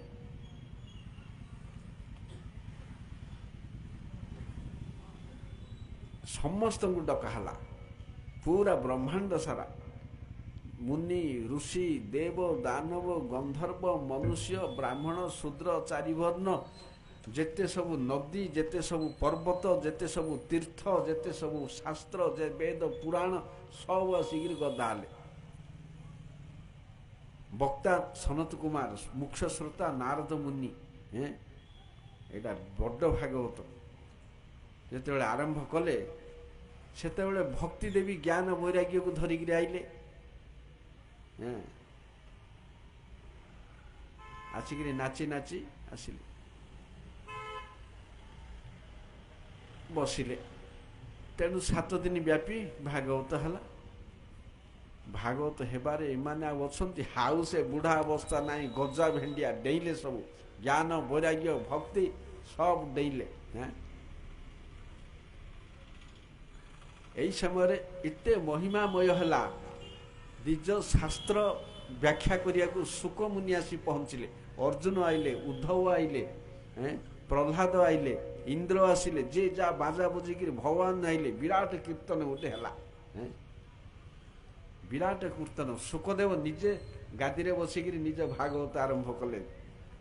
ଦ୍ୱିପଦ ସବ ଛାୟା ଶୁକ କେତେ ସବୁ ଆସିକିରି ଗଦା ହେଲେ। ଯୋଉଠି ଭାଗବତ ଆଲୋଚନା ହୁଏ ସେଠି ଭଗବାନ ଖୁସି ହେଇଯାଆନ୍ତି। ତେଣୁ ଏହିପରି ଭାବରେ ଇଏ ହେଉଛି ଭାଗବତର ମହିମା। ତେଣୁ ଭାଗବତରେ 2 ପ୍ରକାର ଶ୍ରୋତା ଥାନ୍ତି। ଗୋଟେ ଭଲ ଶ୍ରୋତା 4 ପ୍ରକାର, ମନ୍ଦ ଶ୍ରୋତା ବି 4 ପ୍ରକାର। ଭଲ ଶ୍ରୋତା କୋଉମାନେ ନା 4 ପ୍ରକାର ପ୍ରକୃତି ଥିବା ଲକ୍ଷଣ। ଗୋଟେ ଚାତକ, ଆଉ ଗୋଟେ ହଂସ, ଆଉ ଗୋଟେ ଶୁଆ, ଶୁକ, ଆଉ ଗୋଟେ ହେଉଛି ଚାତକ, ହଂସ, ଶୁକ, ମୀନ। ମୀନ ଶ୍ରୋତା ଯିଏ, ସେ କେବଳ ବକ୍ତାର ମୁଖକୁ ଆଗା ଦେଖୁଛି, ମାଛର ଆଖି ନାହିଁ,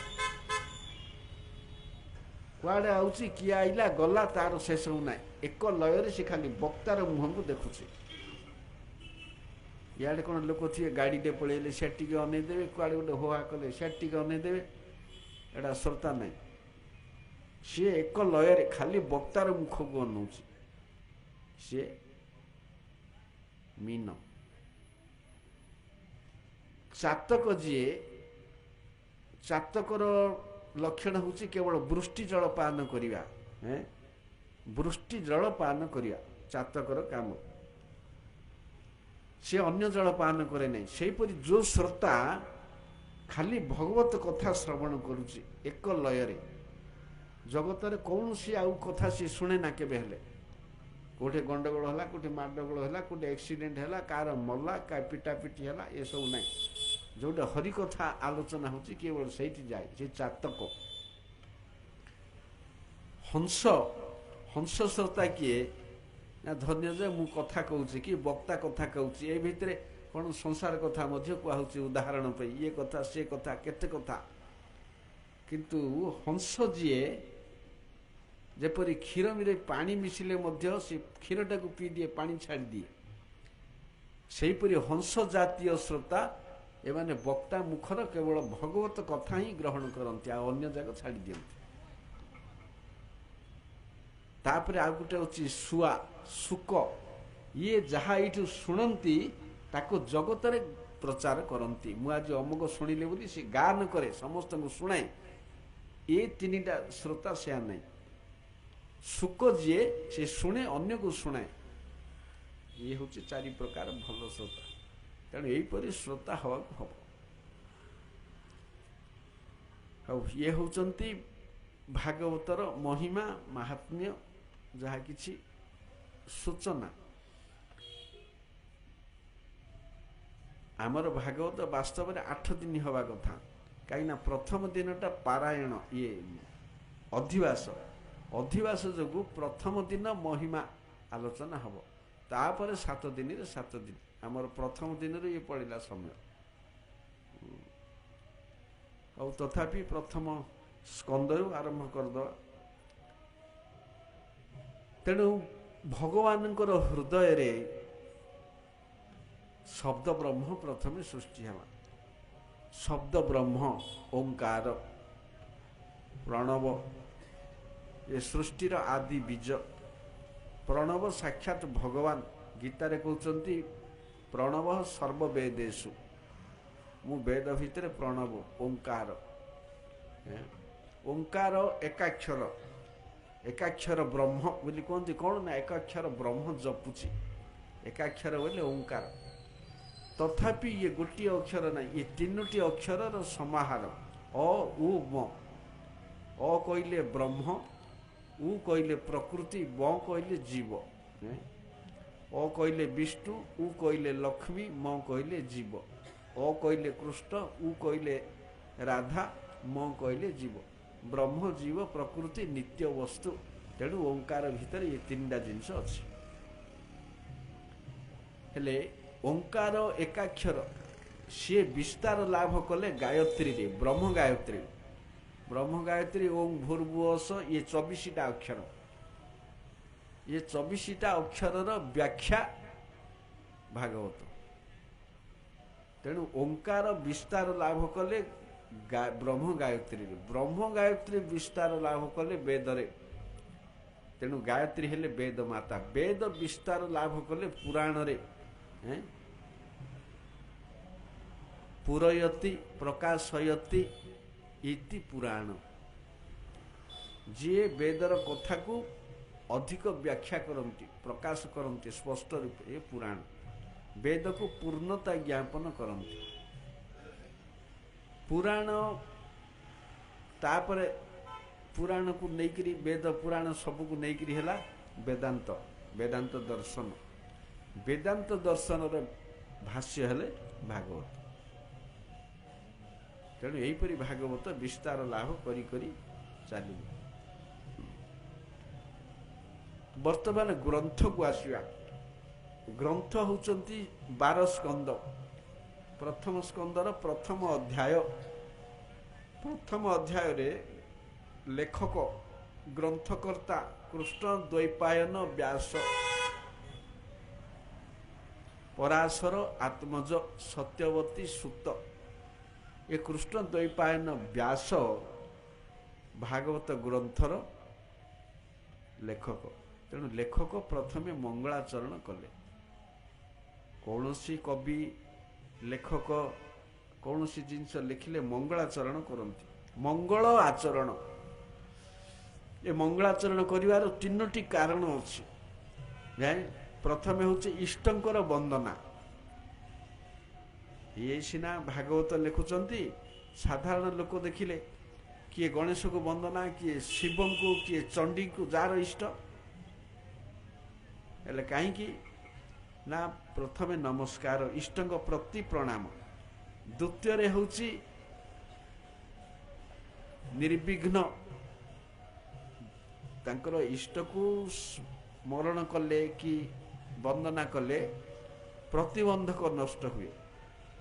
ତାପରେ ତୃତୀୟ ହେଉଛି ବସ୍ତୁ ନିର୍ଦ୍ଦେଶ, କ'ଣ ପାଇଁ ଗ୍ରନ୍ଥଟା ଲେଖା ହେଉଛି, ଆଶୀର୍ବାଦ ପ୍ରାପ୍ତି ହେବା ଇଷ୍ଟଠୁ। ଏସବୁ ହେଉଛି ମଙ୍ଗଳାଚରଣର କାରଣ।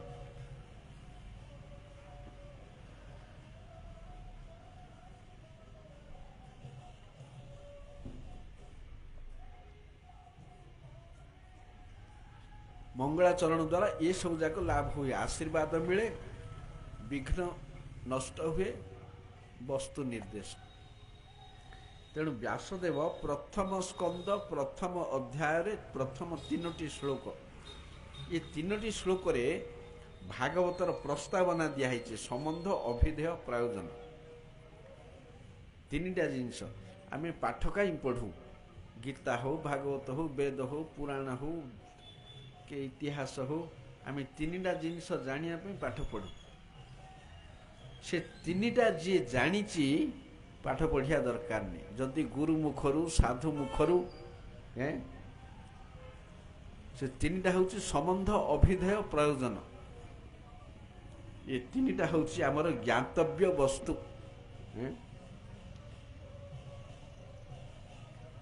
ସୃଷ୍ଟିର ମୂଳ କିଏ? ସୃଷ୍ଟିର ଯିଏ ମୂଳ, ତାର ସମସ୍ତଙ୍କ ସହିତ ସମ୍ବନ୍ଧ ଅଛି। ସବୁର ମୂଳ, ଯାହାର ମୂଳ କିଏ ନାହିଁ, ସେ ହେଉଛି ସମ୍ବନ୍ଧ ତତ୍ତ୍ୱ। ତାର ସମସ୍ତଙ୍କ ସହିତ ସମ୍ବନ୍ଧ ରହିଛି। ସମସ୍ତଙ୍କର ତା ସହିତ ସମ୍ବନ୍ଧ ରହିବାକୁ ବାଧ୍ୟ, ନହେଲେ ସର୍ବନାଶ।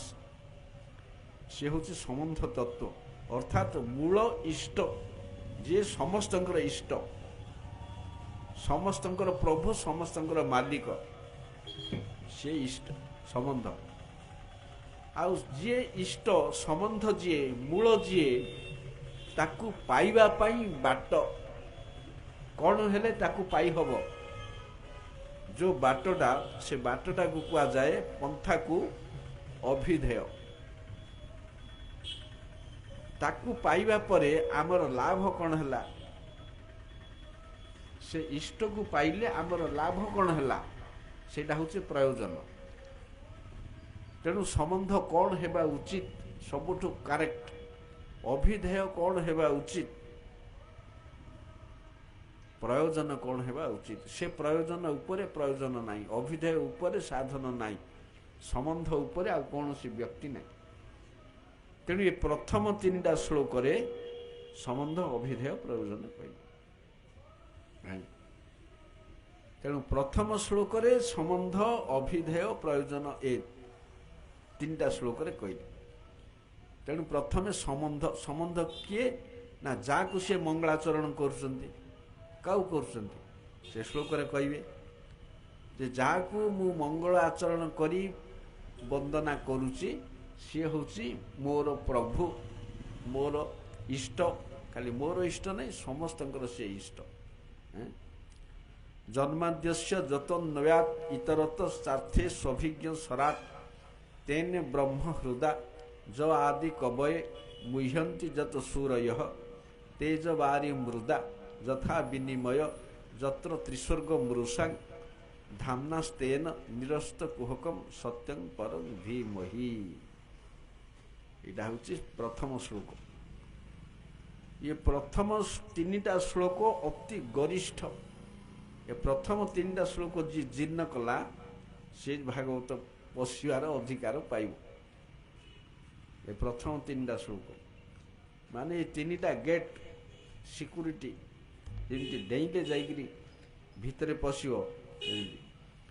ଏ ଶ୍ଲୋକଟା ସମ୍ବନ୍ଧ ତତ୍ତ୍ୱ, ସତ୍ୟଂ ପରଂ ଧୀମହି, କାହିଁକି ଗାୟତ୍ରୀର ବ୍ୟାଖ୍ୟା ସେଥିପାଇଁ ସତ୍ୟଂ ପରଂ ଧୀମହି ଶବ୍ଦ ଲାଗିଛି ଧୀମହି ଧିଓ ୟେନ ପ୍ରଚୋଦୟାତ୍ ମୁଁ ପରମ ସତ୍ୟଙ୍କୁ ଧ୍ୟାନ କରୁଛି ସତ୍ୟଂ ପରଂ ଧୀମହି କିଏ ନା ଜନ୍ମ ଆଦି ଅସ୍ୟ ଯତଃ ସୃଷ୍ଟି ସ୍ଥିତି ପ୍ରଳୟ ଯାଠୁ ହେଇଛି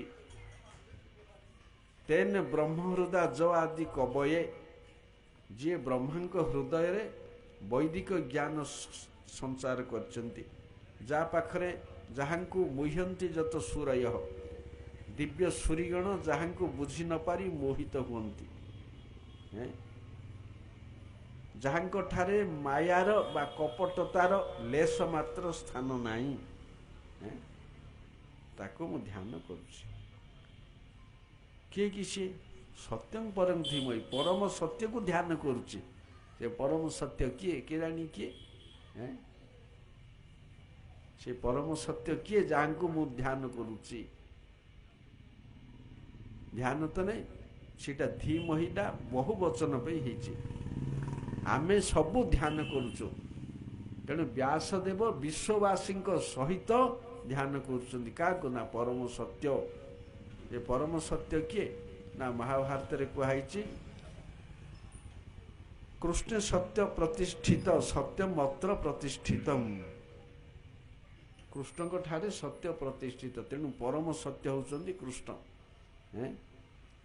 ଗର୍ଭସ୍ତୁତିରେ ଦଶମ ସ୍କନ୍ଧରେ ଦେବତା ମାନେ କହୁଛନ୍ତି ସତ୍ୟବ୍ରତଂ ସତ୍ୟ ପରଂ ତ୍ରିସତ୍ୟମ ସତ୍ୟସ୍ୟ ଯୋନି ନିହିତଂ ଚ ସତ୍ୟ ସବ ଅଦ୍ବୟ ସତ୍ୟ କୃଷ୍ଣ ତେଣୁ ମୁଁ କୃଷ୍ଣଙ୍କୁ ଧ୍ୟାନ କରୁଛି ତାର ଅର୍ଥ ପ୍ରଥମ ଶ୍ଲୋକରେ ସମ୍ବନ୍ଧ ତତ୍ତ୍ୱ କୃଷ୍ଣ କୃଷ୍ଣଙ୍କ ଛଡ଼ା ଆଉ ବାକ୍ ବିତଣ୍ଡା ଚଳିବ ନାହିଁ ଏଇଟା କାହିଁକି ହବନି ସେଇଟା କାହିଁକି ହବନି ନିୟମ ନାହିଁ କାହିଁକି ଗୀତାରେ ଗୋଟେ ମାଡ଼ରେ ସବୁ ଉଡ଼ି ଯାଇଛି ମୁଁ ହିଁ ସବୁଠି ଖାଲି ମୁଁ ମୋତେ ପୂଜା କର ମୋତେ ଧ୍ୟାନ କର ମୋତେ ସେବା କର ମୋ ନାମ ଚିନ୍ତା କର ମୁଁ ଅମୁକ ସମୁକ ଯେତେକ ଗୀତା ଯିଏ ପଢ଼ିନି ତାର ପାଖରେ ହଜାର ସନ୍ଦେହ ଜାତ ହବ ସେ କାହିଁକି ମୁଁ ପୂଜ୍ୟ ଟିକି ନିଖି ଗୀତାରେ ସବୁ କ୍ଲିୟର ହେଇଛି ଗୀତା ପଢ଼ିବ ତେଣୁ ପ୍ରଥମ ଶ୍ଲୋକରେ ସମ୍ବନ୍ଧ ତତ୍ତ୍ୱ ଦ୍ୱିତୀୟ ଶ୍ଲୋକରେ ଅଭିଧେୟ ଧର୍ମ ପ୍ରୋଜ୍ଜିତ କୈତବତ୍ର ପରବ ନିର୍ମତ୍ସରାଣାମ ସତାମ ବେଦ୍ୟମ ବାସ୍ତବମ ଅତ୍ର ବସ୍ତୁ ଶିବଦମ ତାପତ୍ରୟନ ମୂଳନଂ ଶ୍ରୀମଦ୍ ଭାଗବତେ ମହାମୁନି କୃତେ କିମ୍ବା ପରେରୀଶ୍ୱର ସଦ୍ୟ ହୃଦୟ ଅବରୁଦ୍ଧ ତେତ୍ର କୃତିଭିଃ ସ୍ତୁଷିଭିଃ ସସ୍ତକ୍ଷଣାତ୍ ଦ୍ୱିତୀୟ ଶ୍ଲୋକରେ ତାଙ୍କୁ ପାଇବା ପାଇଁ ଉପାୟ ହେଉଛି ଭାଗବତ ଅନୁଶୀଳନ ଅଭିଧେୟ କାହିଁକି ଭାଗବତ ନା ଆଗରୁ ତ ଆମେ କହିଲେ ଇଏ ଗ୍ରନ୍ଥ ଚକ୍ରବର୍ତ୍ତୀ ପୁରାଣ ଶିରୋମଣି ତା ଉପରେ କିଏ ନାହିଁ ସେ ଚକ୍ରବର୍ତ୍ତୀ ପୁରା ଚକ୍ରବର୍ତ୍ତୀ ଉପରେ କିଏ ଅଛି କି ଆଉ ସମ୍ରାଟ ଉପରେ ନାହିଁ କଣ ପାଇଁ ଚକ୍ରବର୍ତ୍ତୀ ହେଇଛନ୍ତି ଏ ଶ୍ଲୋକରେ କହିବେ ଏଥର ଯେ ଧର୍ମ ପ୍ରୋଜ୍ଜିତ ଅକୈତବ ଅତ୍ର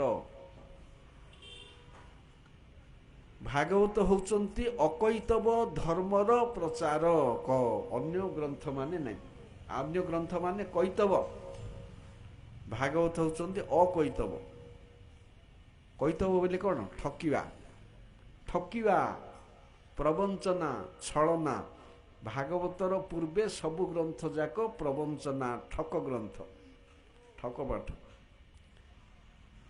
ପରମ ନିର୍ମଚ୍ଛରଣାଂ ସତାମ ଇଏ ଅକୈତବ ଗ୍ରନ୍ଥ କାହାର ପଠନ ଯୋଗ୍ୟ ନା ନିର୍ମଚ୍ଛର ସାଧୁମାନଙ୍କର ନିର୍ମଚ୍ଛର ମାନେ ଯାହା ପାଖରେ ମଚ୍ଛରତା ନାହିଁ ମଚ୍ଛରତା ମାନେ କର୍ମ ଜ୍ଞାନ ଯୋଗ ଆଦି ହେୟ ବସ୍ତୁ ଯାହା ପାଖରେ ନାହିଁ ଯେ କର୍ମ ଜ୍ଞାନ ଯୋଗ ଅନୁଶୀଳନ କରେ ନାହିଁ ସେ ହେଉଛି ନିର୍ମଚ୍ଛରାଣାଂ ସତାମ ସତ ବୋଲେ ସାଧୁ ସତ୍ ବସ୍ତୁ ଯିଏ ଅନ୍ୱେଷଣ କରେ ସିଏ ସତ ସେପରି ଯାହାର ସଙ୍ଗ କରାଯାଏ ତାକୁ କୁହାଯାଏ ସତ୍ସଙ୍ଗ ଅର୍ଥାତ୍ ହରିଭକ୍ତର ସଙ୍ଗକୁ କୁହାହବ ସତ୍ସଙ୍ଗ ଆଉ କାହାକୁ ନାହିଁ ସତ୍ ବସ୍ତୁ ଭଗବାନ ସତ ବସ୍ତୁକୁ ଯିଏ ଧାରଣ କରିଛି ସିଏ ସତ୍ ତାର ଯିଏ ସଙ୍ଗ କରୁଛି ସେଇଟା ସତ୍ସଙ୍ଗ ବେଦ୍ୟଂ ବାସ୍ତବମ୍ ବସ୍ତୁ ଅତ୍ର। ଏଟାକୁ ଅଧ୍ୟୟନ କଲେ କ'ଣ ଜଣାଯାଏ ନା ବାସ୍ତବ ସତ୍ୟକୁ ଜଣାଯାଏ। ବାସ୍ତବ ସତ୍ୟ କ'ଣ? କୃଷ୍ଣ। ପ୍ରଥମ ଶ୍ଲୋକରେ କହିଲି ପରା, ଅଦ୍ୱୟ ସତ୍ୟ, ଅନ୍ତିମ ସତ୍ୟ କୃଷ୍ଣ। ବେଦ୍ୟଂ ଜଣାଯାଏ, ଶିବଦମ୍ ମଙ୍ଗଳମୟ, ତାପତ୍ରୟନ ମୂଳନଂ। ଏ ଗ୍ରନ୍ଥ ଅନୁଶୀଳନ କଲେ ଆଧ୍ୟାତ୍ମିକ, ଆଧି ଭୌତିକ, ଆଧି ଦୈବିକ ତିନୋଟି ତାପ ନଷ୍ଟ ହୁଏ। ଶ୍ରୀମଦ୍ ଭାଗବତେ, କିଏ ନା ଭାଗବତେ, ମହାମୁନି କୃତେ, ହୁଏତ ନାରାୟଣ ମୁନି କିମ୍ବା ବ୍ୟାସ ମୁନି, ଉଭୟ ବିଷ୍ଣୁ ତତ୍ତ୍ୱ, ତେଣୁ ମହାମୁନି ବୋଲି ତାଙ୍କୁ କୁହାଯାଇଛି। କିମ୍ବା ପରେରୀଶ୍ୱର ସଦ୍ୟ ହୃଦୟ ଅବରୁଦ୍ଧ୍ୟତେ ଅତ୍ର କୃତିଭି ସୁଶ୍ରୀଭି ସତ୍ୟଣା। ଏହାକୁ ଅନୁସରଣ କରିବା ଲୋକର ହୃଦୟ ଭିତରେ ଭଗବାନ ତତ୍କ୍ଷଣାତ୍ ଆସି ପ୍ରବେଶ କରନ୍ତି, ଆଉ କୁଆଡ଼େ ଯାଆନ୍ତି ନାହିଁ। ଯେଉଁମାନେ ଭାଗବତ ଅଧ୍ୟୟନ କରନ୍ତି ଭାରି ଭାଗ୍ୟବାନ, ତାଙ୍କ ହୃଦୟରେ ଭଗବାନ ସବୁଦିନ ପାଇଁ ରହିଯାଆନ୍ତି, ଆଉ କୁଆଡ଼େ ଯାଆନ୍ତି ନାହିଁ। ହେଲେ ଯେଉଁମାନେ ଶ୍ଲୋକ ପଢ଼ିଛନ୍ତି ଜାଣିବେ, ଏ 4 ଧାଡ଼ିରେ 3 ଧାଡ଼ିରେ 3ଟା ଅତ୍ର ଅଛି। ପ୍ରଥମରେ ଅତ୍ର, ଦ୍ୱିତୀୟରେ ଅତ୍ର, ତୃତୀୟରେ ଅତ୍ର, ଚତୁର୍ଥରେ ଅତ୍ର। ଏଠାରେ ଏଠାରେ ଏଠାରେ କାହିଁକି? ସତେଜ ପଡ଼ିଲା ଶବ୍ଦ। ଧର୍ମ ପ୍ରୋଚିତ ଅକୈତବ ଅତ୍ର, ଅର୍ଥାତ୍ ଅକୈତବ ଧର୍ମର ପ୍ରଚାରକ ଏଇଠି ମିଳେ, ଅନ୍ୟଠି ନାହିଁ। ବେଦ୍ୟଂ ବାସ୍ତବମ୍ ବସ୍ତୁ ଅତ୍ର, ବାସ୍ତବ ବସ୍ତୁର ପ୍ରକାଶକ ଏଠାରେ, ଅନ୍ୟଠାରେ ନାହିଁ। ସଦ୍ୟ ହୃଦୟ ଅବରୁଦ୍ଧତେ ଅତ୍ର, ଭଗବାନ ଅବରୁଦ୍ଧ ତ ହୁଅନ୍ତି ଏଇଠି, ଅନ୍ୟତ୍ର ନାହିଁ। ସେ ଗ୍ୟାରେଣ୍ଟି ଦେଇକିରି କହୁଛନ୍ତି ଏ 3ଟା ଏ ଗ୍ରନ୍ଥରେ ହବ। ଅକୈତବ ଧର୍ମ ପ୍ରଚାରକ, ବାସ୍ତବ ସତ୍ୟର ନିଦର୍ଶକ ଏବଂ ଭଗବାନଙ୍କର ହୃଦୟ ଅବରୁଦ୍ଧକାରୀ ସ୍ଥାନ। ଏ 3ଟା ଯୋଗୁଁ ଭାଗବତ ହେଉଛନ୍ତି ଶ୍ରେଷ୍ଠ। ଆଚ୍ଛା, ଅକୈତବ ବୋଇଲେ କ'ଣ? ସବୁଯାକ ଗ୍ରନ୍ଥ ଉଡ଼ିଗଲା ଗୋଟେ କଥାରେ। ଏ ଅନନ୍ତ କୋଟି ଗ୍ରନ୍ଥ ଯେତେ ଅଛି 99 ସବୁ ରିଜେକ୍ଟ। ଭାଗବତ ଉଦୟ ହେଲା ପରେ ଆଉ ଏ 99 ଗ୍ରନ୍ଥର ଆବଶ୍ୟକ କିଛି ନାହିଁ। ଯେପରି ସକାଳୁ ସୂର୍ଯ୍ୟ ଉଦୟ ହେବା ମାତ୍ରେ ଗ୍ରହ ନକ୍ଷତ୍ର ଗ୍ରହାଣୁ ପୁଞ୍ଜ ତାରା ଯେତେ ଯାହା ସବୁ ଶେଷ, ସୂର୍ଯ୍ୟ ଛଡ଼ା ଆଉ କିଛି ନାହିଁ।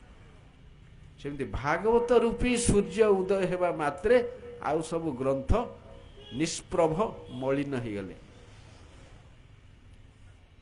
କାହିଁକି ନା ସୂର୍ଯ୍ୟ କିରଣଠୁ ଯେପରି ଅଧିକ କିରଣ ତାଙ୍କର ନାହିଁ, ସେପରି ଭାଗବତ ଗ୍ରନ୍ଥର ବିଷ୍ଣୁ ତେଜ ଠାରୁ ଅନ୍ୟ ତେଜ ତାଙ୍କର ନାହିଁ। କାହିଁକି ନାହିଁ ନା ସେଗୁଡ଼ାକ ପ୍ରଥମରୁ କହିଲି ଧର୍ମ ଅର୍ଥ କାମ ମୋକ୍ଷ। ଯେଉଁମାନେ ଏ 4 ପୁରୁଷାର୍ଥ ଖୋଜନ୍ତି ଭାଗବତ ଛୁଇଁବାକୁ ହବନି, ନାହିଁ କିଛି। ଆଉ ଖୋଜି 18ଟା ଯାକ ସ୍କନ୍ଦ, 12ଟା ଯାକ ସ୍କନ୍ଦ, 18,000 ଶ୍ଲୋକ ଓଲଟେଇଲେ ହେଲେ ବାହାରିବନି। ଏ 4ଟା ସପୋର୍ଟିଂ ଗୋଟେ ଶ୍ଲୋକ ନାହିଁ। ନା ଆଜ୍ଞା 4 ପୁରୁଷାର୍ଥ କଲେ ସବୁଠୁ ଭଲ ପରା। ଲୋକେ କହନ୍ତି 4 ପୁରୁଷାର୍ଥ। ଆମେ ଜଣୁ ଗାଳି କରୁନି, ହେ ଏଇଟା 4 ଦଉଡ଼ି କଟା। କ'ଣ 4 ଦଉଡ଼ି କଟା? କିଏ ଅର୍ଥ ଜାଣିନି। 4 ଦଉଡ଼ି କଟା, 4 ଦଉଡ଼ି ନ କାଟିଲେ ବୈଷ୍ଣବ ହବନି। 4ଟା ଦଉଡ଼ି କାଟିକିରି ଘରୁ ବାହାରିବାର ଅଛି। ବାବାଜୀ ଯେ ତ୍ୟାଗୀ ହେବ, ବୈଷ୍ଣବ ହେବ, ଏ 4ଟା ଦଉଡ଼ି କାଟିକିରି ବାହାରିବାର ଅଛି। ଯେମିତି ଦୁଷ୍ଟ ପିଲାକୁ 4 ଦଉଡ଼ି କଟା କୁହାଯାଏ, ସେମିତି ବୈଷ୍ଣବ ମଧ୍ୟ 4 ଦଉଡ଼ି କଟା। ଆଉ 4 ଦଉଡ଼ି ଯଦି ଗଳିକିରି ପଳେଇ ଯାଇଥିବ ବେଲେ ଭକ୍ତି ହବନି, ଛିଣ୍ଡେଇକିରି ଆଇବାର ଅଛି ପୌରୁଷ ବଳରେ। ଗଳିକିରି ପଳେଇଲେ, ଲୁଚିକିରି ପଳେଇଲା, ତେଣୁ ସେଗୁଡ଼ାକ ବୈଷ୍ଣବ ନାହିଁ, ଯାତ୍ରା ପାର୍ଟିର ନାରଦ। ଧର୍ମ ଅର୍ଥ କାମ ମୋକ୍ଷ ହେଉଛି କୈତବ। ଏ 4 ପୁରୁଷାର୍ଥ ଭାଗବତରେ ନାହିଁ। ଏ 4 ପୁରୁଷାର୍ଥ ଆମର ଜଡ଼ ବସ୍ତୁ। ତେଣୁ ଭାଗବତ ଅଧ୍ୟୟନକାରୀ ଏ 4 ପୁରୁଷାର୍ଥକୁ ଆବଶ୍ୟକ କରନ୍ତି ନାହିଁ। ଏ 4 ପୁରୁଷାର୍ଥ ଉପରେ ହେଉଛି ଭକ୍ତି। जो माने ये चारिटारू मुक्ति पाइबाकू चाहती धर्म अर्थ काम तो त्रिवर्ग पाप तापर रही मोक्ष ये मुक्ति मध्य डेंजर जिनस जो माने मुक्ति हस्तरू मुक्ति पाइबाकू चाहती से माने भागवत अच्छे जे पर्यंत संसार अठाकाठी लागिची से पर्यंत भागवत किसी काम देवे तापर तृतीय ग्रंथरे निगम कल्प तरोर गलितम फलम सुख मुखाद मृतद्रव संयुतम पिबत भागवत रसमालय मुहुरहो रसिका भुवि भावुका ये भागवतटा कौन ना से कही वेद होचंती कल्प वृक्ष वेद समस्त ज्ञानर भंडार कल्प वृक्ष निकट में ठिया होकर जहाँ मागिले ताहा दिए सेहीपरि वेदर सब जिनस रही ये वेद रूपक गछर फलटा होचंती भागवत गछर शेष जिनस कौन ना फल तापर किछि ना तेणु आगरे कही भागवत पर आ विद्या किछि ना दीटा आग मिशीगला ये फल पर आ किछि ना गछ कांधी पड़ा गछ गला धान काटिल गछ नड़ा हला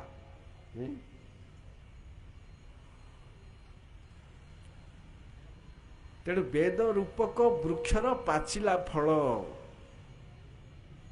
निगम कल्प तरोर गलितम फलम सुख मुखादम मृत द्रव संयुतम पिबत भागवत रसमालय ए फलटा को पियो फलटा को पियो बोली कहुची खाओ बोली कहउनी फलटा केमती पियो प्रथम कंडीशन पाचिया हम हाँ गलितम फलम राइट पाचिला फल दिहला पाचिला फल तापर चोपा छड़ेवा टाकू काढ़ा नाई टोका चोपा छड़ेवा कि मंजी बाहर करवा ये सब किसी नाई द्वितीय कंडीशन तृतीय हाँ रसपूर्ण है चतुर्थ मीठा लगे हम ना मीठा मध्य कहीं ना सुख मुखरू गड़ुचु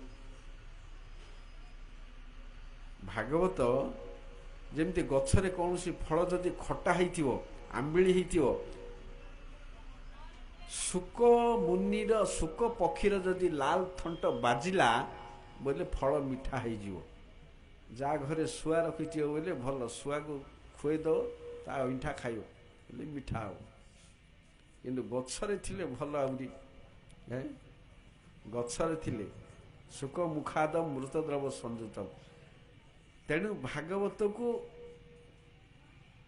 सुखपाठ्य बोली भाव कटु बोली भावना कहीं ना सुकमुनि एते सुंदर रे कहउचंती हैं तांको सभारे तांकर गुरुर गुरु परम गुरु दी जण बसिकी शुणुचंती माने सुखदेवंकर केते महिमा भागवत रे गुरु परम गुरु आसी शुकुचंती से सभाटा से तो सुखंग कथा पछुक आइब वक्ता कथा एबे फील्ड तैयारी होउची मंगलाचरण ये तीन टा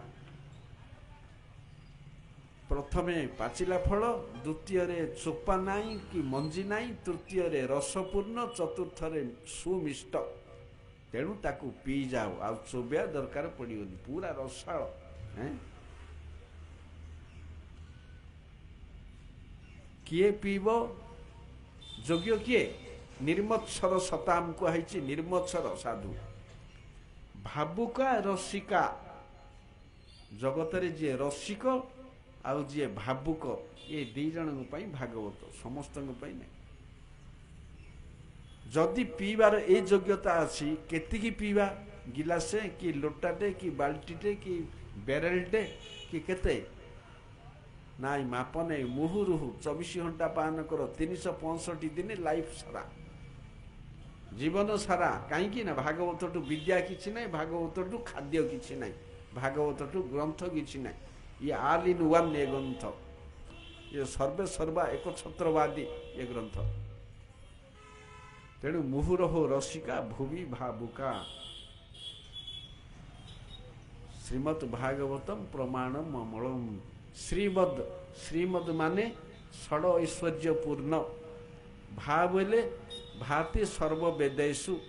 ଗ ବୋଇଲେ ଗତି ଅସ୍ୟା ଅଲୌକିକି। ବ କହିଲେ ବରିଷ୍ଠମ୍ ସର୍ବଶାସ୍ତ୍ରେଷୁ। ତ କହିଲେ ତରଣୀ ଯୋ ଭବାମ୍ବୁଧୌ। ଏତିକି ହେଉଛି ଭାଗବତ ଶବ୍ଦର ବ୍ୟାଖ୍ୟା। ତେଣୁ ଏହିପରି 3ଟି ଶ୍ଲୋକ ଦ୍ୱାରା ଭାଗବତର ପ୍ରସ୍ତାବନା ଦିଆଗଲା। ତାପରେ ଭାଗବତର ଫିଲ୍ଡ କ୍ରିଏଟ୍ ହେଉଛି। ଆମେ ଯେଉଁ ଭାଗବତ ପଢ଼ୁଛୁ ବହିରେ, ଇଏ ବହିରେ ଥିବା ଭାଗବତଟା କେଉଁଠିର ଭାଗବତ? ଭାଗବତ ତ କୃଷ୍ଣଙ୍କ ପାଖକୁ ଏ ପର୍ଯ୍ୟନ୍ତ ଆସିଛନ୍ତି। ଇଏ କେଉଁଠିର ଭାଗବତ ଆମେ ବହି କିଣି ପଢ଼ୁଛୁ? ଯେଉଁ ଭାଗବତ ଜଗତରେ ଉପଲବ୍ଧ ଅଛି, ଇଏ ହେଉଛି ନୈମିଷାରଣ୍ୟର ଭାଗବତ। ଇଏ ଶୁକର ଭାଗବତ ନାହିଁ, ଶୁକଙ୍କ ଶିଷ୍ୟର ଭାଗବତ। ତେଣୁ ଇଏ ଶୁକଙ୍କ ଭାଗବତଟାକୁ ରିଲେ କରିବେ। ଯେମିତି ଆମେ କଟକ ସେଣ୍ଟରରେ ଲଗେଇଲେ ରେଡ଼ିଓରେ ଦିଲ୍ଲୀ ଖବରଟା କଟକ ବାଲା ଲଗେଇଲେ ଦିଲ୍ଲୀ, କି ଦିଲ୍ଲୀ ଖବରଟା ଶୁଣିବା। ସେହିପରି ନୈମିଷାରଣ୍ୟ ବାଲା ୱାଇର ଖଞ୍ଜିଲେ ଶୁକର ତଳାକୁ, ଶୁକର ତଳାରୁ ଆଇବ। କିନ୍ତୁ ଏଇଟା ପ୍ରଥମେ ଆସୁଛି କେଉଁଠୁ? ନା ନୈମିଷାରଣ୍ୟରୁ। ସୁତ ସୌନକ ସମ୍ବାଦ, କିନ୍ତୁ ଶୁକ ପରୀକ୍ଷିତ ସମ୍ବାଦ ଆମ ପାଖରେ ନାହିଁ। ସେଇଟା ସିଏ ଦେବେ ଆମକୁ। ସିଏ ଶୁଣିକି ଆଇଛନ୍ତି, ସିଏ ଶୁଣିକି ଆଇଲେ କହିଲେ। ନୈମିଷାରଣ୍ୟ ଗୋମତୀ ନଦୀ ତଟରେ ଉତ୍ତରପ୍ରଦେଶରେ 60,000 ମୁନି ଦ୍ୱାପର ସମୟରୁ ଯଜ୍ଞ କରୁଛନ୍ତି।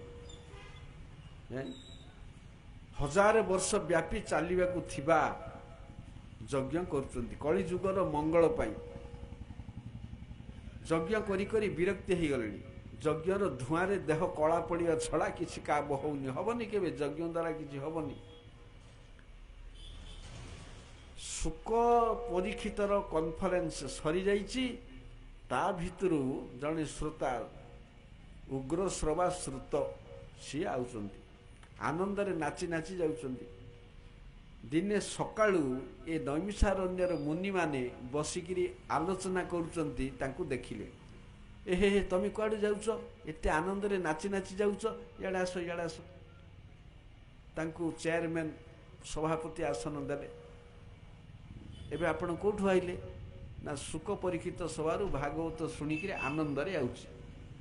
ଆଚ୍ଛା ଆଚ୍ଛା, ଆମେ ଗୋଟେ ଯଜ୍ଞ କରୁଥିଲୁ, ସେ ଯଜ୍ଞରେ କିଛି ଲାଭ ହେଉନି। ଆପଣ ତ କେତେ ଶାସ୍ତ୍ର ପଢ଼ିଛନ୍ତି, କେତେ ମୁନି ଋଷିଙ୍କର ସଙ୍ଗ କରିଛନ୍ତି, ବହୁତ ଅଭିଜ୍ଞତା ବୃଦ୍ଧ, ହେଲେ ଆମକୁ କିଛି କୁହନ୍ତୁ। କ'ଣ କହିବି? ଯାହା ପଢ଼ିଛି ସବୁ କହିବି? ଟ୍ରକ୍ ଢେଉ ପଢ଼ିଛି ସବୁ କହିବି ଏଠି? ନାଇଁ ନାଇଁ, ସବୁ ନାହିଁ। ଆମେ 6ଟା ପ୍ରଶ୍ନ ପଚାରୁଛୁ, ସେ 6ଟା ପ୍ରଶ୍ନର ଆପଣ ଉତ୍ତର ଦିଅନ୍ତୁ। ସେ 6ଟା ପ୍ରଶ୍ନର ଉତ୍ତରରେ ଭାଗବତ ହେଇଛନ୍ତି। ସେ 6ଟା ପ୍ରଶ୍ନର ଉତ୍ତର। ପ୍ରଥମ ପ୍ରଶ୍ନ ହେଉଛି ଜୀବର ପରମ ମଙ୍ଗଳ କ'ଣ?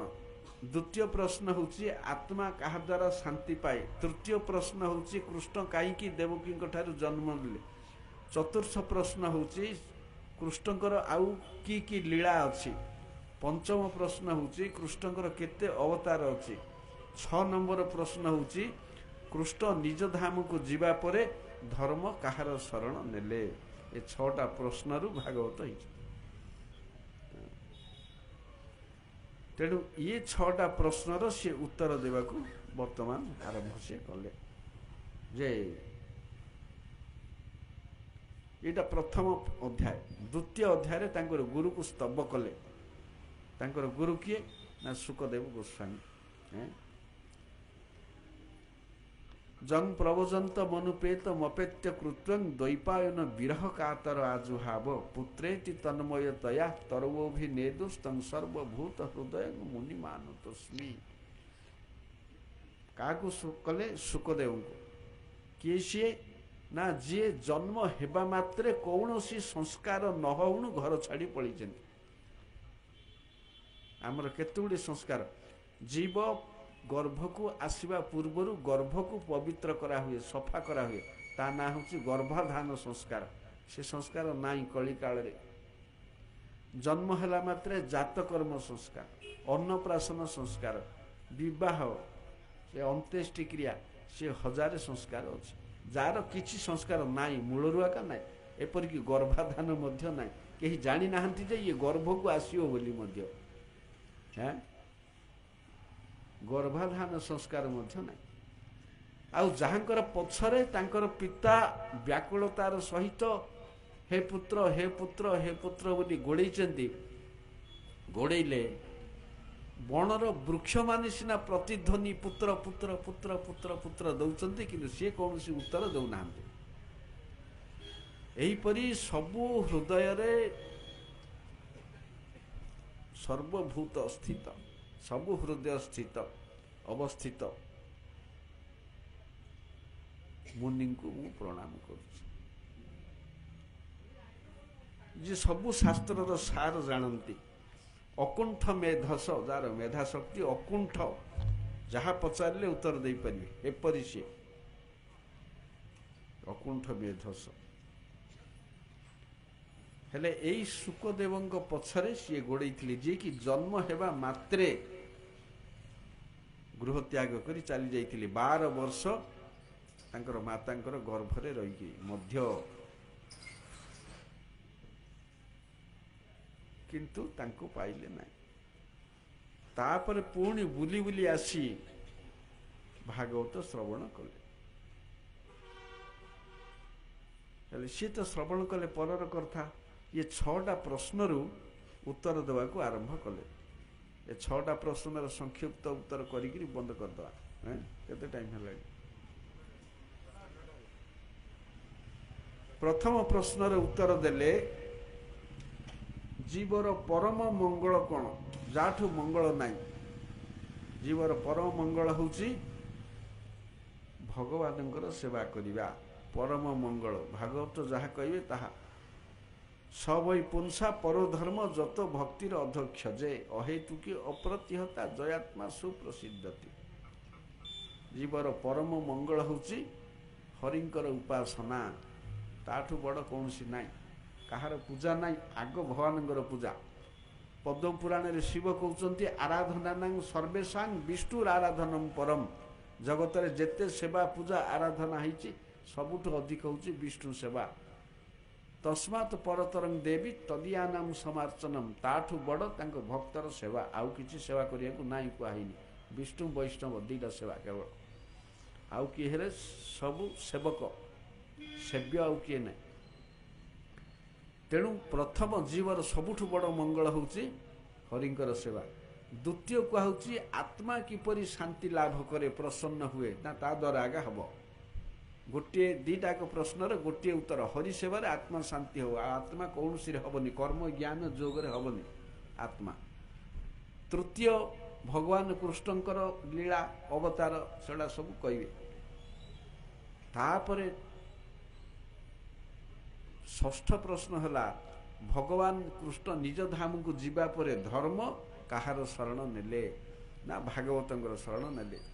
ଭଗବାନ କୃଷ୍ଣ ଯିବା ମାତ୍ରେ କଳି ଆସିଲା, ଭାଗବତ ଆସିଲା। ଦୁଇଟା ଜିନିଷ ଆମକୁ ପ୍ରାପ୍ତି ହେଲା, ଗୋଟେ ପବିତ୍ର ଜିନିଷ ଆଉ ଗୋଟେ ଅପବିତ୍ର ଜିନିଷ।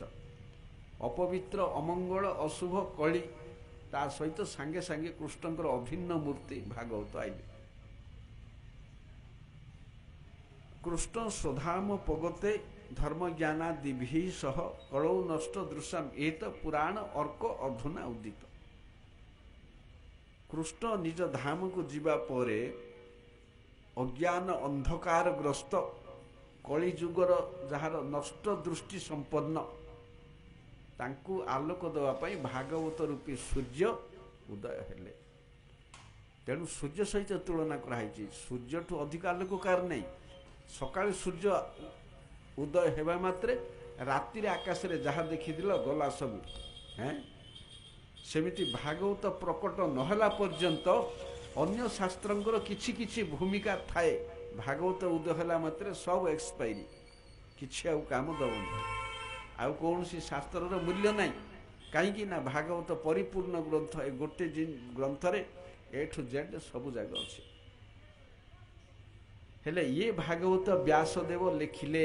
ଇଦଂ ଭାଗବତଂ ନାମ ପୁରାଣଂ ବ୍ରହ୍ମ ସମ୍ମିତମ୍ ଉତ୍ତମ ଶ୍ଳୋକ ଚରିତମ୍ ଚକାର ଭଗବାନ ଋଷି। କିଏ? ଏ ବ୍ରହ୍ମ ସମିତ ବ୍ରହ୍ମ ମାନେ ବେଦ, ଏ ବେଦ ସମ୍ମତ ଗ୍ରନ୍ଥ ଉତ୍ତମ ଶ୍ଳୋକ ଚରିତ ଭଗବାନଙ୍କର ଚରିତ ବ୍ୟାସ କର୍ତ୍ତୃକ ଲିଖିତ ଜୀବମାନଙ୍କର ମଙ୍ଗଳ ନିମିତ୍ତ। ଏ ଗ୍ରନ୍ଥକୁ ସେ ଲେଖିଲେ ତାଙ୍କର ଆଜନ୍ମ ସର୍ବତ୍ୟାଗୀ ପରମହଂସ ପୁତ୍ର ଶୁକଙ୍କୁ ଶିକ୍ଷା ଦେଲେ। ଶୁକ ବ୍ରହ୍ମଶାପଗ୍ରସ୍ତ ପରୀକ୍ଷିତଙ୍କୁ ଗଙ୍ଗା କୂଳରେ 7 ଦିନ 7 ରାତି ଧରି ଶିକ୍ଷା ଦେଲେ। ତେଣୁ ସେ ସଭାରୁ ମୁଁ ଭାଗବତ ଶୁଣିକିରି ଆସିଛି। କିଏ? ସୁତ ଗୋସ୍ୱାମୀ କହୁଛନ୍ତି। ତେଣୁ ମୋର ଯଥାଶକ୍ତି ଯଥାମତି ଅନୁସାରେ ମୁଁ ସେ ଭାଗବତ କହିବି। ଆଉ କାଲିକି ଆଜି ତ ସମୟ ହେଲାଣି, ଆସନ୍ତା କାଲିଠୁ ସୁତ ଗୋସ୍ୱାମୀ କ'ଣ ଭାଗବତ କହିଲେ ସେ ତାକୁ ଆମେ ଆଲୋଚନା କରିବୁ। ହରେ କୃଷ୍ଣ। वंशाकल्पतरुश्च कृपा सिन्धुभ्यो पतितानां पावनेभ्यो वैष्णवेभ्यो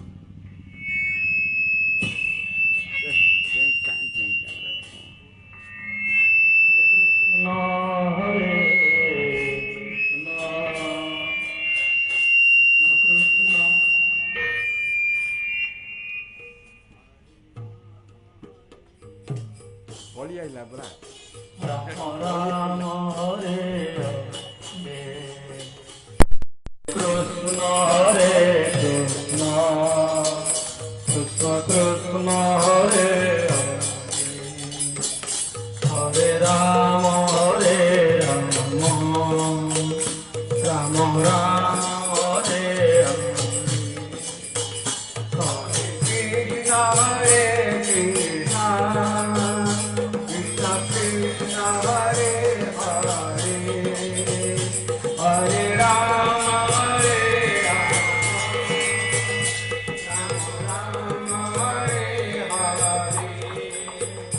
हरे कृष्ण कृष्ण कृष्ण हरे हरे हरे राम राम राम हरे हरे हरे